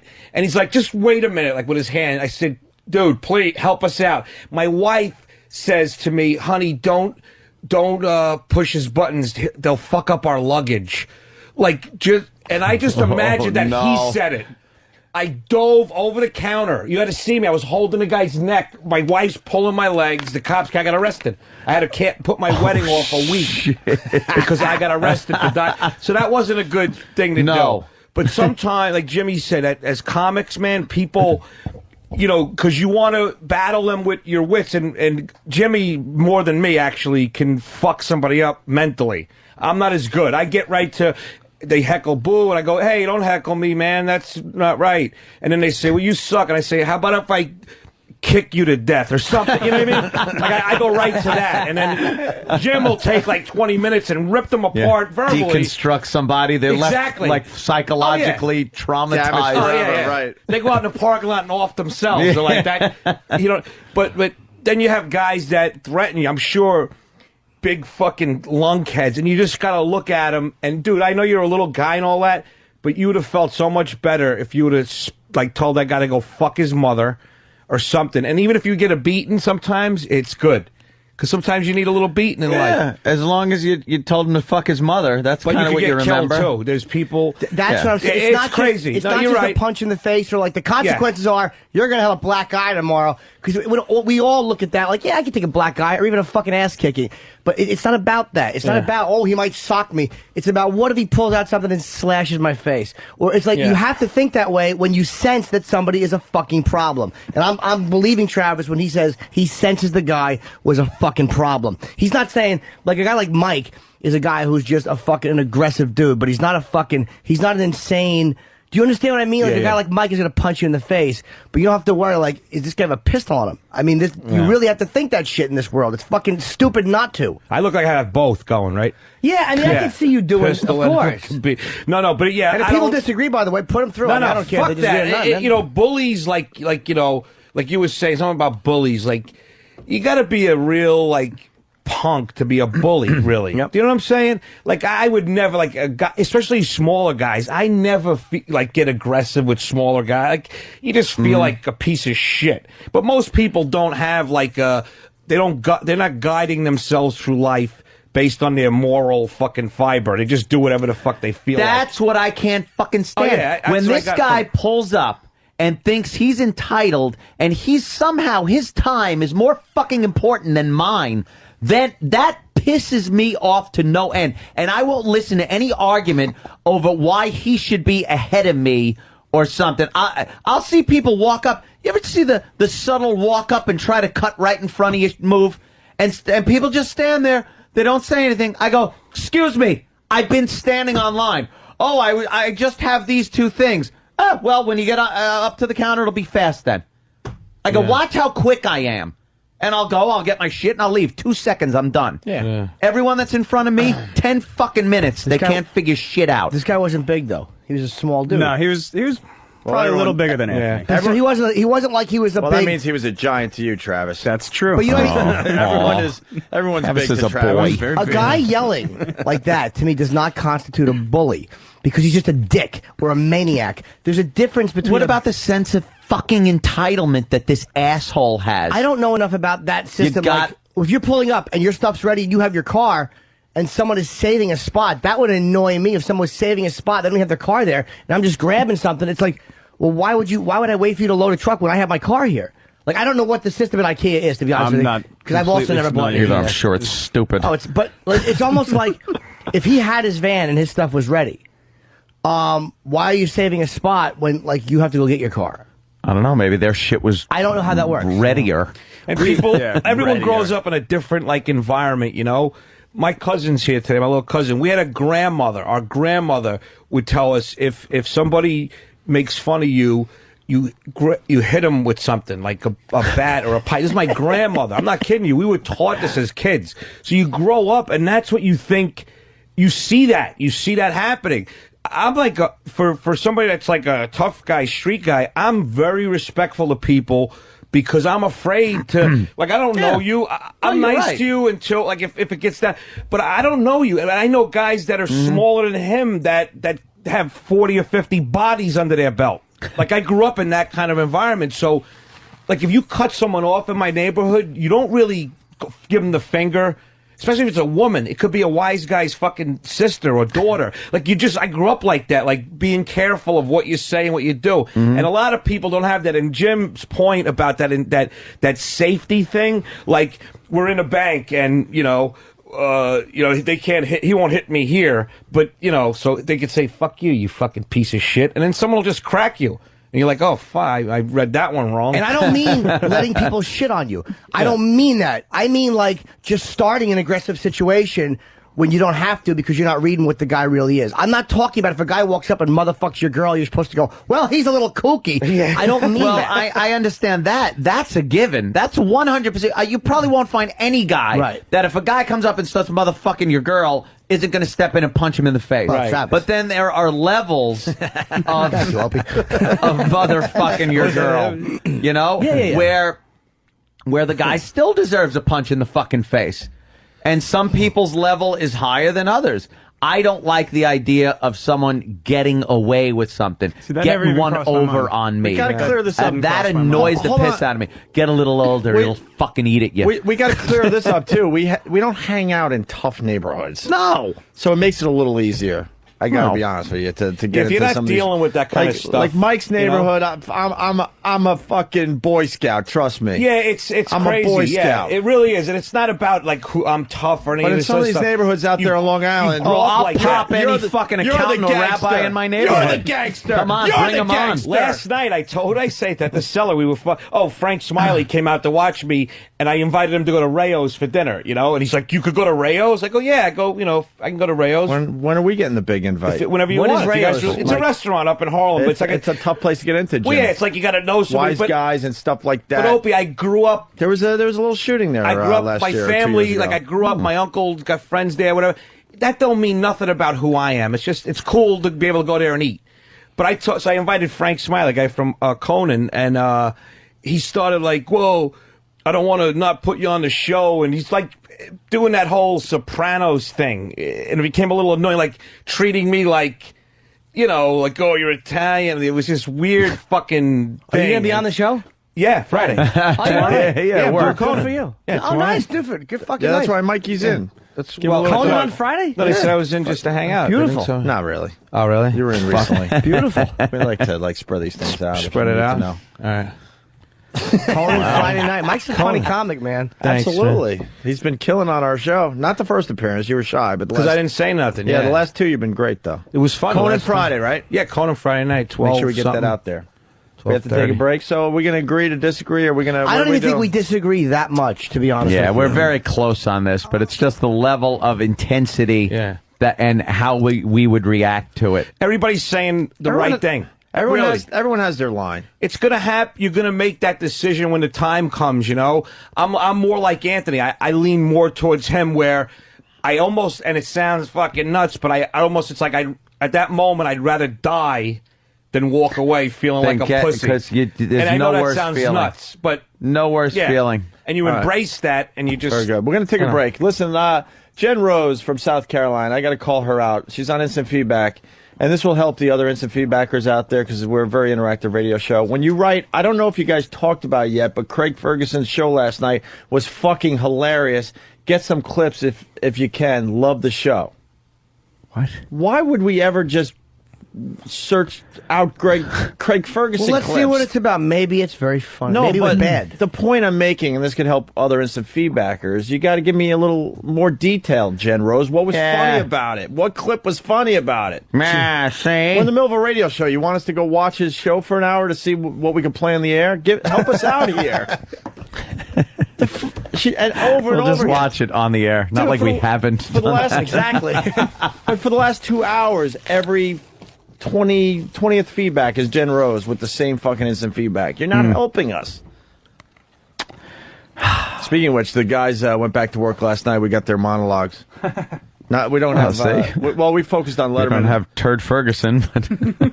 But wait a minute, it's Craig. Yeah, we have Letterman and Leno though. We'll play a couple. Where did there. that one come from? Turd Ferguson. That's it's SNL bit. Is it? Yeah, I think it was. Okay, and we got more with Mike. Mike. It's going to be on Conan on Friday. Who you on with, dude? Do you know? No, I don't know. It's like a big secret. They're not telling you. Right. Probably a politician. I think they don't want to promote who's going to be the guest because then that guest will get all kinds of hate mail. Yeah. Because fucking the producer was telling me he got tons of mail from writers like you're a scumbag and all this shit. Like well-written scumbag. Yeah, well-written it's stuff. Like all well-written. You, sir. Yeah. You. I find you as a scumbag. Yeah, everything perfectly punctuated. Yeah. But, anyone see Conan last night? Have you watched it at all? Is it any good? No, I don't watch it. Nobody? No. You don't watch it? We just saw Me the neither. quick clips that for some reason they've all grown He's- big beards and Conan, for some I don't know reason, why. has decided to not acknowledge that we exist, so we don't really pay attention to what he does. You, the radio guy? You guys, Yeah, really? he's a funny guy and all. I'll always give him that, but Leno and Letterman have. I Yeah, mean, you that's know. very nice. Yeah. Conan won't And use I'm me I'm either. a fan of Conan. and Conan won't use you either, Jimmy. Well, Frank won't. But again, that's whatever. He's just Frank. the guy who books the show. But you guys don't change. Yeah, what That's is fine. that about? Yeah. No big deal. It is what it is. I'm going to be back Monday to talk bad about them. No, I'm not gonna bet about it. No, I'm going to come back. Jimmy I Norton just have does to not get through get that this. talk show. Anybody that We'll make fucks him with a you big guys star. fucks with me until Friday. Let me do my set first Yeah, on you'd there. be great, man. It's a good show. Thanks. To do. Yeah, it's just, it's they're the first ones that offered me, so hey. All right. I'm It's happy. Opie and Anthony. Very few people can be totally ruthless. It isn't easy. It takes more strength than you might believe.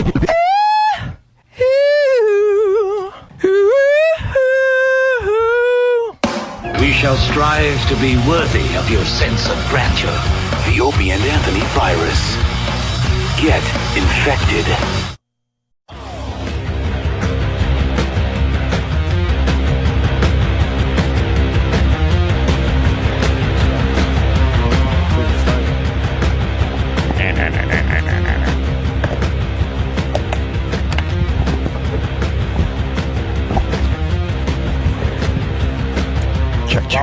Check. There we go.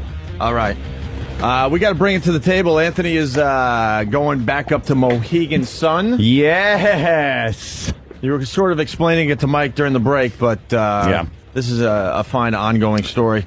Anthony has taken them for a lot of dough. You might remember a while back, I had let's just say, I had a very good night over there. Good weekend, actually. Oh, that's right. We don't Yeah. mention the total anymore. Nah, it was a very good evening. And Mike understands. See? Yeah, That I are had. you ahead, you think, in the Yeah. whole scheme of things? Yeah. In life? A little As a bit. lifelong Yeah. gambler? I could be. Really? Yeah. That's yeah. amazing. I mean, that's I rare, could too, be. you know? It is very It's rare. rare. Do you gamble? You gamble? Just a little three, little 3 card. I don't have the bug like Ant. Yeah, I think once, yeah. It's I don't like, have the bug. Yeah, it's like it's like a drug. It's like a it could be, but, some people. I find it extremely fun. Right. It's exciting. That's right. It's angering sometimes, Yeah. and it's great. It's just those one of those things. Yeah, you seem to need things to rile you up. You're not riled up enough. Yeah. Ha, believe me, I'm riled enough. Yeah, I love it, man. So let's just put it this way. Anthony did well enough. Yeah. We could say that, right? Oh, yeah. That they invite him back. The fine people at Mohegan Sun have invited me back, but not only me. Why would they invite you back? I don't know. You must have been funny. But yes, but I think I should bring some money with me. They might want me to play at the tables a little more. And Anthony doesn't have to worry about how he's getting there. No, that drive sometimes could be a is real little problem. long. Sometimes that drive up I-95 could be a real problem. Sometimes, especially on the weekend. But they have offered me the services of their private jet. Wow. Yeah, which I will be taking from wonderful Republic Airport, right near my house, close enough. A mere to my 20-minute house. ride? It's probably 10. 10 minutes. Yeah, in the air. Oh no, I mean from my house to the airport. in my Shelby, 5 minutes. Yeah. No, it's probably like a half-hour flight up there instead of trudging up 95 and then all that happy horse shit. But also taking Keith the cop and his wife, and Mom and Sal are going. Christmas shoes route. He called me the other day. I'm so excited about the trip. It's like a child, Sal. He's turned into a child. We're going on an airplane, Ro. He's all happy and excited. My mother's just like, oh, Sal, stop. You didn't tell Mike where he was from. Baltimore. Oh, yeah? Yeah. Now, that's who's Sal? That's your mom's? Sal's, my stepdad. Yeah, I met him. I think he was at the show a couple of years ago. That guy, Joe Curry, your buddy. Yeah, my buddy was doing Joe the show, Curry. and you and your whole family were there, your mom and all that. That was Mike, fun. Yeah, just to add a little bit, Sal threatened our lives once. Really? Well, live on the show. Yeah. Well, I don't know if it was a threat. I took it as a threat. Did he say he was going to kill you? Basically. And And they, I knew he meant it. Okay, when you tell somebody you're going to kill them, and they go, "What do you mean?" No. Is that a threat? What do you mean? No, I'm just Without fucking going talking. into details, we knew that he meant business. Yeah. What'd you guys do to piss them off? He's a softy now. He is a softy. He likes Sounds a Christmas shoes, and softy. we'll just move on. He But- listens to the song Christmas Shoes and cries. Yeah. Bro, But he's then going. the kid gets the shoes for his mom to see Jesus. He's going on the big casino trip. Yep. He's going to be going. What else are they giving you to come back? Oh, man. 3 big suites. Yeah? Yeah. And, I bet they can introduce you to Ozzy. a lot. Yes, Ozzy's going to be there that weekend. That makes me very jealous. And a lot of dinners at their fine restaurants they have there. I like Mohegan. Yeah. Good place. It would be fun if you didn't gamble 1 nickel the whole I'll trip. Somehow. If you Hey, could the pull food that here off. is great. Hey, you take it easy. When's the plane leave? Don't tip anyone. The plane's broken. Yeah. Drive yourself. That's right. We all like Mohegan Sun, even though they don't like us too much. Well, something about family values and something radio happened. show, not, oh Christ! People still busting your balls. We did the road show there. God. Or the virus tour there. and we had a great time. And But I think there were too many boobies in the audience. There's a lot of things that they. They said, look, we have morals. Yeah. And we would like this to be a family establishment. Yes. As we are taking your child's tuition money. Yeah, right. And the fucking rent money. Everyone has a chance. Hypocrites. It's you got to be in it to win it or something. Now, can I ask what happened this morning? What happened? When you got something about dumping out a bit? Is that? Oh yeah, it was one of the election. Yeah, I heard the. Oh, because it was hysterical. The word masturbation was in there. Masturbation or masturbator or something like Right. that, and Attaching electrodes to genitals. and Yeah, genitals. attaching electrodes to genitals, which was Yes. describing a study that this guy was supposedly Right. financing. Right. It was an actual spot that Right. ran on and television. You didn't comment on it. You guys No. didn't make any extra shit. I heard No. all of that, but I guess they To dumped Tom's it out. credit, Tom Chiasano's credit, he said it shouldn't have been dumped out of. But Third you know, dump in a row. That But he shouldn't says that have a that lot. shouldn't have been done. I know. Says that a lot. So You know, I'm ex starting to post wonder- facto, it's a little like I'm it starting to wonder doesn't if really that's- matter. I'm starting to wonder if that's just his defense. I You don't guys know. should just do one last thing and just go out with a bang. I'm sure we We're will. Like have working on somebody it. go out and I don't know, Do you kill think someone on Do you a think we subway. have to plan that? It just happens. gonna happen, yeah. It just takes a few God years, and almighty. it happens. Don't you guys have fuck you money yet? No. Nah, I got. I like, have fuck you money. I have- How could you not? I have go shit in your hat money. Oh, do you? Yeah. Yeah. I have fuck you money to the creditors. Yeah. I have $900 in the bank. Fuck you. Fuck you. Mike's going to be on Conan Friday. Let's remember that. Yes. You want to hear what Leno and Letterman sounded I sure like? do.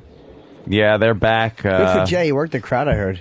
Yeah, he did a little crowd work. Now Jay doesn't have writers. He writes his own Who's shit. your writes his favorite guy, own. Jay or Letterman? Who you like better? Letterman Jay? has his I like writers. Letterman, But you like Letterman? Leno. Yeah, Jimmy loves Leno.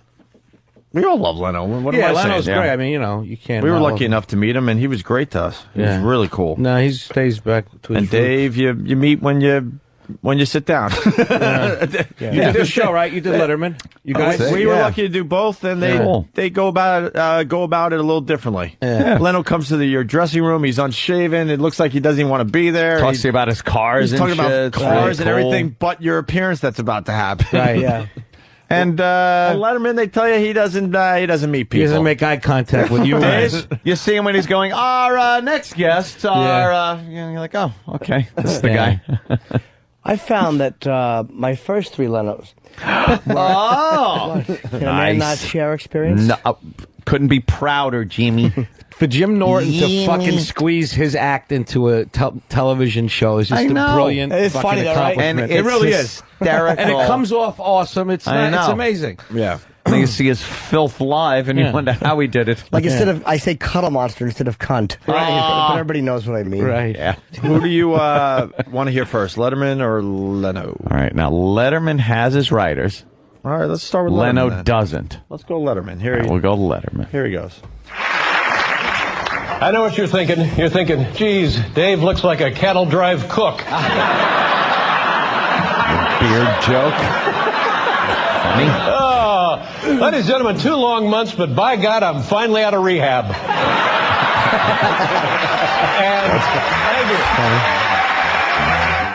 That's funny. That is good.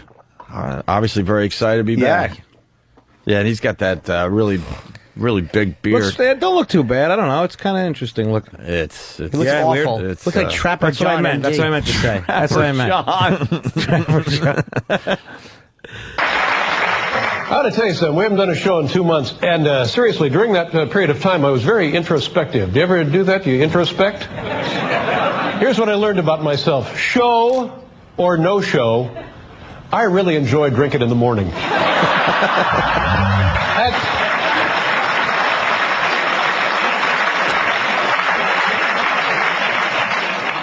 I know what you're thinking to yourself. You're thinking, Dave looks like a missing hiker.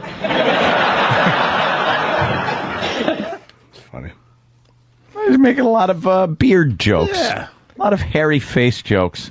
By the way, ladies and gentlemen, you're watching The Late Show, the only show on the air now that has jokes written by union writers.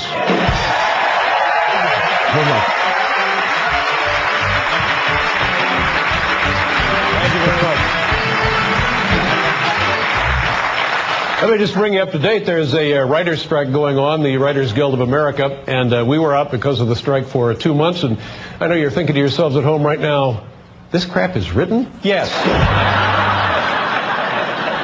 But here's the deal. Because of the strike, now get ready for this, many of the award shows may be canceled this season. Yep. So something good has come all of this. It's great if they can't do the Oscars. Yeah. Oh, yeah. Fucking wonderful would that be? That's nice. Fucking pompous assholes. They should just make them go out there and do their thing. Wing right? it. Yeah. Wing it. How cool would that be? I love when fucking the Oscars they had. What's his name? Sean Connery talking about the movies and the mystery of the movies. It's like, just shut up and hit your wife. That's what you do. Have a belt of booze and sock that mouthy cunt right in the jaw. Fucking try to be poetic with me, you fucking Scottish brute. Oh, they all try that shit. Scottish brute. They should force all those guys to go out on that stage without any writing. Yeah. And then they'll appreciate the comedians. That's right. And then Letterman, one more taste of Letterman here, then we'll move on to Leno. Don't kid yourselves. The strike is actually getting ugly. Earlier today over at ABC, the writers tipped over Regis. Yes. Actually tipped him over. Ladies and gentlemen, here's my good friend. Oh, hey, Dave. When are the writers coming back? Well, they're back, Biff. Oh, sorry. That's nice. Like when the colored guy says something funny. Who was it? The colored guy that works on the side. I don't know, Biff. Yeah. Wonder how many of those were written by our friends, Eric and Justin. I'm happy they're back at work. Yep. Great guys, man. They can get us another Christmas gift. Yeah, where was our Christmas gift this Exactly, year? guys. What happened? All of a sudden the rent doesn't get paid, we don't get iPods. You know something? They were probably a little strapped this Christmas season. Yeah, well, so they thought about They us. didn't want anyone to know that they sent us iPods, Jimmy. Way to That's go. right. They gave us Dave's home number. Yeah. They said, we dare you to call him 3 in the morning. All right, and we move on to Leno. Yes. This is how Leno sounded last night, first day back. No writers, by the way, just Leno. He must have had some It'd be friends. so funny if his jokes are really awful. Oh, real hack. Yeah. What do you think he did? Do you think he called some people like, let me try this out on you? Jerry. Sure. It was his buddy Jerry Seinfeld. Maybe Jerry. He's constantly writing and performing, though, isn't he? Still, Sure yeah. is. He loves He's right. stand-up. He's a fucking brilliant stand-up. Yeah. Folks, let's get right to it. A Jew, a Christian, and a Muslim walk into a bar. That's funny. The Jew says to the Muslim, see, I have no idea what they say because there's a writer's strike. We don't know what they say. That's good. I like the fact that he opened up with a Jew and a Muslim. Right, right. Of course Leno does that. As you know, we are in the middle of this writer's strike here in Hollywood, and it's already cost the town over $500 million. $500 million, or as Paul McCartney calls that, a divorce. But that's what it has cost. Okay. And of course, this strike especially hard here on NBC. Do you realize there are actually more people picketing NBC now than watching NBC right now? Now it looks like this writer's strike will affect Hollywood's award season. Yeah. If you're not familiar with the award season in Hollywood, it runs from January 1st until December 31st every year. fact, you know this? I didn't know this. You know the Golden Globes is the largest gathering of stars anywhere outside the Promises Rehab Clinic in Malibu. Did you know that? Didn't know that, Jay. That's fun, right? I don't like the fun. A lot of cymbal crashes there. A lot of I think you know what I'm doing. I'm doing what I did. I'm just saying. I think Jay probably has some people that punch up his jokes. Sure. Like he comes up with the idea, and they punch him up a little bit. You know what I'm doing? I'm doing what I did the day I started. All right. I write jokes, and I wake my wife up in the middle, and I go, "Honey, is this funny?"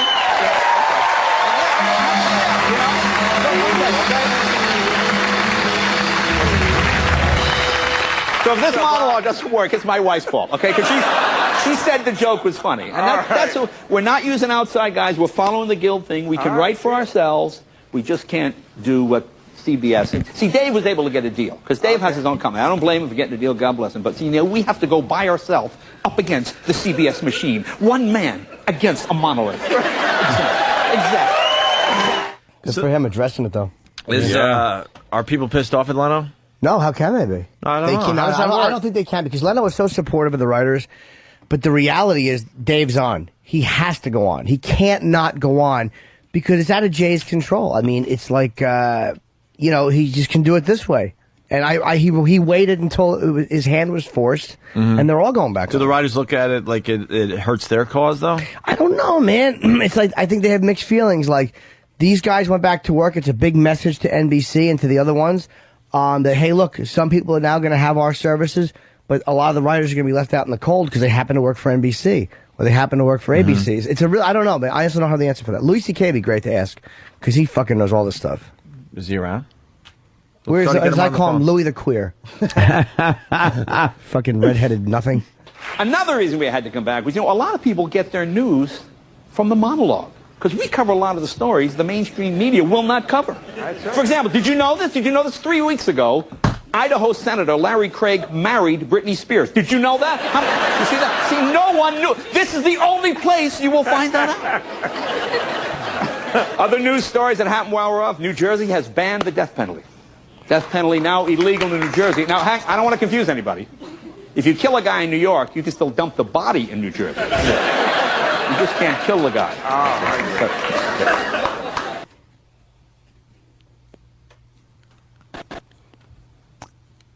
All right, getting big laughs.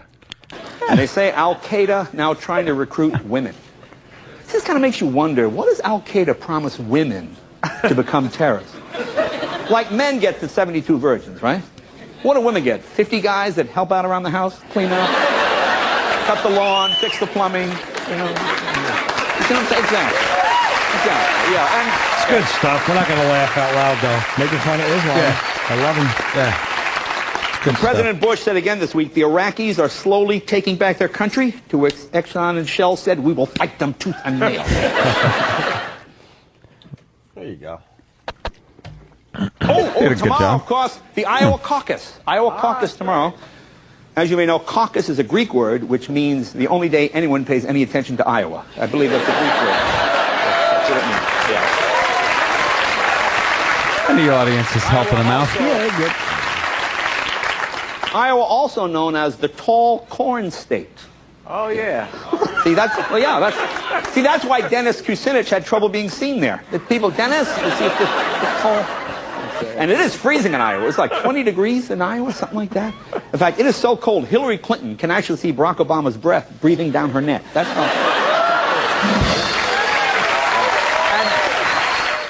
It just sounds like there's like a weird confidence thing there with Jay.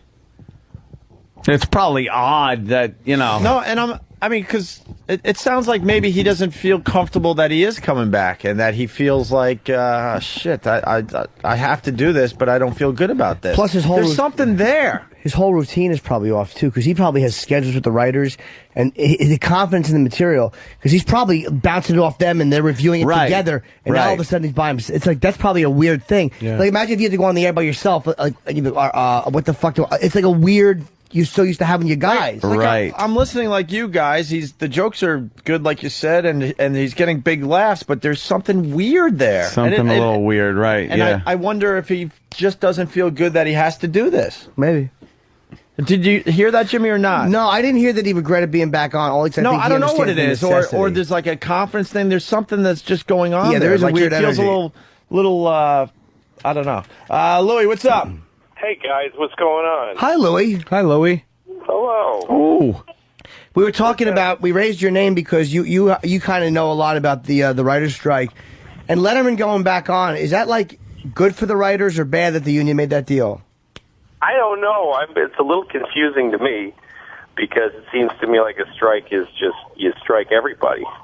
But I guess the idea that they think is that if he's really strong because he's got writers, then the other shows will have more pressure on them to compete by getting their writers back. Oh. I guess that's the notion. I didn't see this. I know it's kind of. I guess I don't feel like it's that easy to push around companies like General Electric. You know, if it was like trying to pit the Comedy Cellar against the Comedy Village on Bleecker Street, that's one thing. But yeah, it's true. That is true, man. It does seem like it's a weird solidarity breaking away. Yeah, I mean, I don't know. It's those writers are back to work now. I mean, we all voted to strike, and we didn't really vote on going back to work for one show. But I don't know. I mean, I get from the Writers Guild, I get great health benefits and pretty decent residual checks. So I kind of just go, all right, go along with it. I don't know all of the details of it, but it's. Yeah, I don't know. How did you guys watch the shows? Because I don't know. I'm seeing Louis not really agreeing with this whole thing. What? With the whole thing with the writers going back. Yeah, for one show like that. But it might be good only because it's so weird. Anthony? Yeah. Yeah, that's Anthony. Yeah. You don't think it's a good idea? No, I'm like seeing that you don't really think it's a good idea. It's like there's a solidarity thing, and we didn't vote on the one show going back. But hey, whatever they want to do. Yeah, I know. Louis just riding both sides of the fence here. I really have a hard time being perfectly honest because it's my union. Yeah. And, basically, Louis is like, why did you call me? You obviously don't like me. Yeah. Why are you putting me in this position? No, listen, I don't care. I really honestly kind of don't. I mean, I think things like strikes are always annoying because all of a sudden you have to pretend that everybody that works in any company is a piece of shit and that every writer is awesome. That's the part that starts to get painful to listen to. You know what I'm wondering? I'm wondering if when this strike is over, there'll just be a backlog of some of the most brilliantly written programs because the writers will have had so much time to just sit back and write just amazing stuff. We talked to the Letterman guys. They're like, we're not allowed to pick up a pen. If you're at home, well, true, and you get an idea, you're going to write. You're jotting it down. Yeah, no, I mean, I'm sure that you'll see 2.5 Men turn into the greatest thing in American history. Well, isn't it already? Stop. Because the guy had 4 months off, and now he's just going to start kicking ass. Yeah, I don't know. I mean, that's the thing is that what the industry that's being shaken here, it really kind of stinks. Anyway, the TV sucks. Hold on a second. What happened? To get down from my bed. Oh, so then it got ruined, your picture?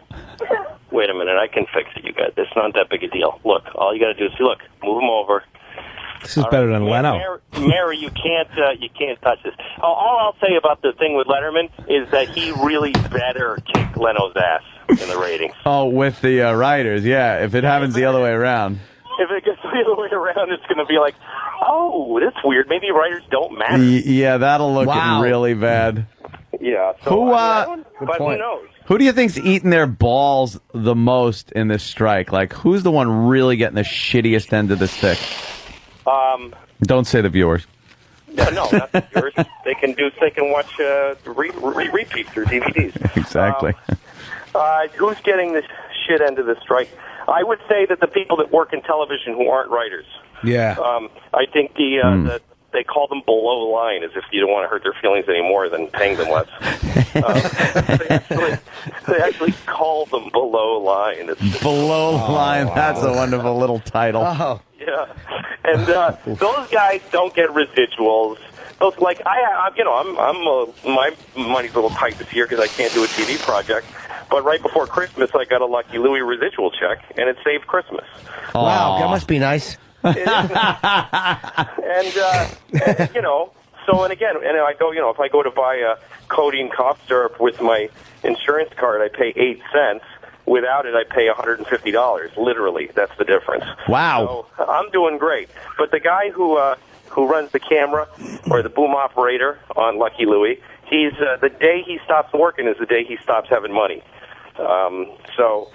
Jim Norton. I would say if there's two more self-centered, the most self-centered, selfish people in television are the two people involved here. It's the moguls that own the companies and writers. They're both groups of people that are very, that really believe that everything's about them. Mm-hmm. And the sad thing is that the most people that work in the industry are just these guys who just have regular jobs, and they're not working now. They're not even talking. I mean, there doesn't seem to be even a light at the end of the tunnel on this one. The issues are so abstract, and there's so many of them, and they're not even talking about it. So no, I mean the thing that the thing the writers are trying to get is securing some sort of rights to money on the internet.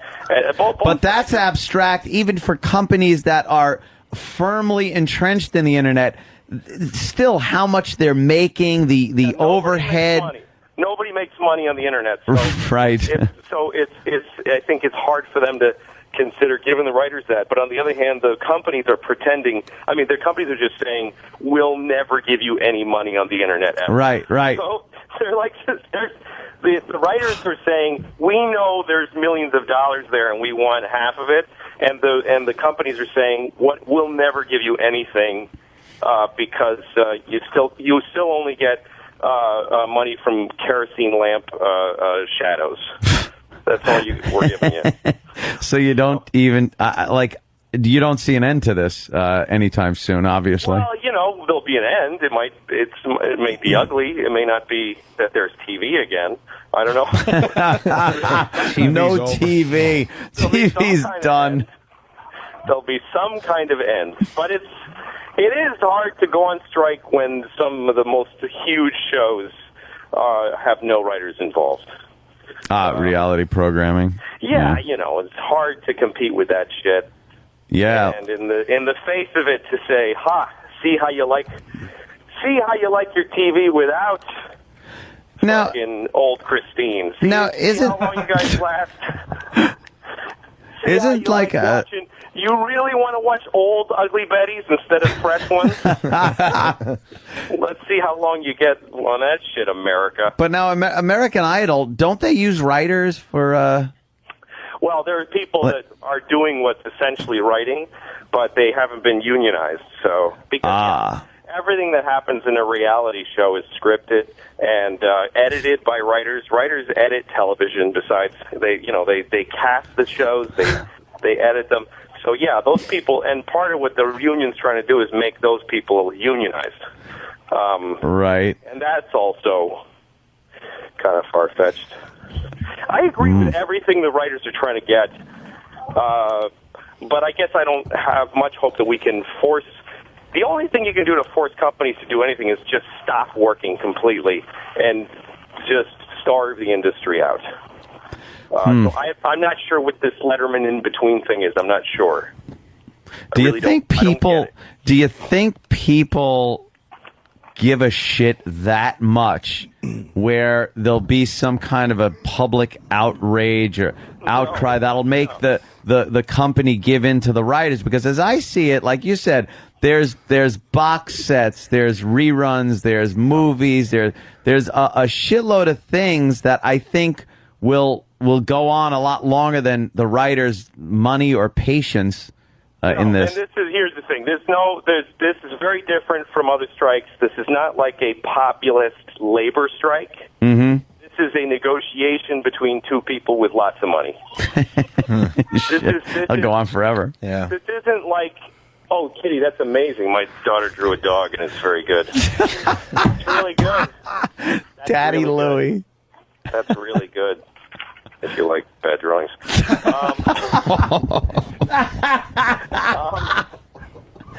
You're despicable. I love it. I know. No, here's the thing. This is not like guys with no gloves on their fingers over a can that's on fire. Yeah. You know, going like, let's stick together, brotherhood. This is we want more money, and other unions stick together to protect the weak in their unions. Writers' Union is very different. This is a group of people that do something that other people can't do, which is remarkably right. 90% horrible television, 10% okay. 1% good, 0.0001% excellent. That's what we can do that no one else can even be trained to do. Yeah. Well, you have to ignore her, Kitty. Oh. But so we have leverage because we do something they can't. That's all it is. And we're trying to use it to get more money. Whether we do or not, I don't think it really interests the general public. Why would it? I'm interested in the fact that you're not allowed to write, so you babysit. Well, I take care of my kids, and I go on the road and do stand-up. I'm very lucky that I'm a comedian. Yeah. And I can do that. But it's like a long snow day. I love it. I love that I have an excuse not to work. How was your New Year's Eve show, Lou? In Raleigh, North Carolina? Yeah. It was the greatest night of my entire life. Spending New Year's Eve in a comedy club in Raleigh. Good boy. It was the best thing that ever happened to me. Shit. Well, that I wasn't with, I wasn't kissing a woman that I know. All right, Lou, let's not with the fresh talk. Yeah, getting fresh. Right there, Louie. All right, Louie. Well, hang in. What does everybody say? Hang in there. Yeah, whatever. Yeah, fuck if you got a gig today, hey, Lou, break a spine. Right? We're all better off than a lot of people. I don't know. It's most people have flies on their face and distended bellies. Yeah, there you go. I'm sure they're assholes too. I don't think there's anything great about those people. Yeah, right. The thing is, the martyrdom of groups like this. It's like after September 11th, we all had to pretend that there was not a single asshole in either building. Right. Which is just not true. Exactly. Law averages. Please. Yeah. So the writers, I hope we get. I'm in the group, so I really hope we get what we're asking for, and I support everything that they do because they're my union, and I don't vote in my union. I don't pay attention. I don't know how we got these awesome benefits, but we have them, so I tend to go along. But I don't think that some guy wearing a hard hat should be like, those writers, God bless them. I hope they get their third-tier residuals on the second quarter of each sale. They're doing it for all of us. Yeah. For all of us. Where would America be without fucking, CSI, whatever? I don't even know. I don't watch this shit. But somebody does. So yeah, apparently. Give us some money. Well, thank you, Louie. All right, guys. Goodbye, sweet potato. Take care of those kids. Take it easy. Take care of those little angels. Sacramento this weekend at the Punchline if anybody gives a shit. Okay. Absolutely. Sacramento Punchline. Louis C.K. See ya. All right, Later, man. Yep. And Mike's going to be on Louis Conan great. on Friday. I'm on Yes, call. he is. Right. And we're doing Line of the Day right now, brought to you by BowDogFantasy.net. Play Bowdog Fantasy's NFL Playoff Pick'em game for free and win a trip to Vegas, courtesy of BowDogFantasy.net. Right to the runner-up Line of the Day. Here we go. Spend an hour in this chair, alone in this room, and you'll feel sick, afraid, ashamed. That's just what the doctors want. Opie and Anthony show. A guest. Nice. Yeah. Another runner-up Line of the Day. See Lily in a hat. I just want to see her being boiled alive by natives. All right. A little Lily joke. That's funny. That's right. Just kidding, Lil. When are they back? Monday? Oh, no, they're lazy. The whole show's lazy. They've been off since fucking Monday. Since fucking June. Wow. And we're going to get that biggest game. Nice. We're going to get the biggest gainer contest started next week. Fucking lounging around doing nothing. Must be nice. Here's the final runner-up line of the day. Davis putting his head in a fucking bowl of carrots to see if they can pick out which one is his head. Fucking redheaded creep.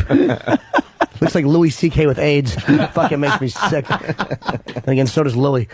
Give me those ribs, you. Another runner-up line of the day.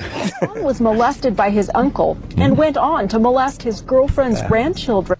The circle of life. There it is. The circle of life.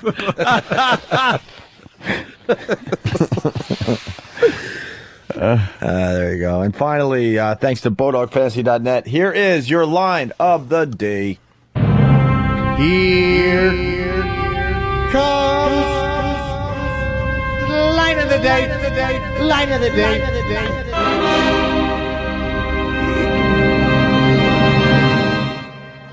I'm talking about like what he saw, which and I believe in his eyes. There's something in the eyes which is just beyond it. Like you fucking. You like saw the eyes? Gregorio! Ooh, Asian joke makes it. Very nice. All right. Well, I had fun. Don't forget Mike DiStefano tomorrow night. Yes. Thanks, Jimmy. Conan O'Brien. At 12:30. Yeah. On channel NBC. The bearded Conan O'Brien. Yes. Yes, they're all sporting beards. Is he too, Conan? Yes. Oh, shit. Big one. Right. I don't know why. Look at that. Yeah, what is going on with the beards? They're all trying this beard thing. It's just a little weird. It's a little odd. Yeah. He looks Conan like dyed his hair. the devil. I know, he really does. He has the Satan look to him. I'm not going on that beard. show. I'm calling him tomorrow. I'm not going. And tell him he has hair like fucking Eric Nagel. He'll know what you mean. Fucking, He'll know what you mean. yeah, it's half accident victim, half pompadour. Ron and Fez will be live Monday, but they got some fine repeats starting at noon today. Yes.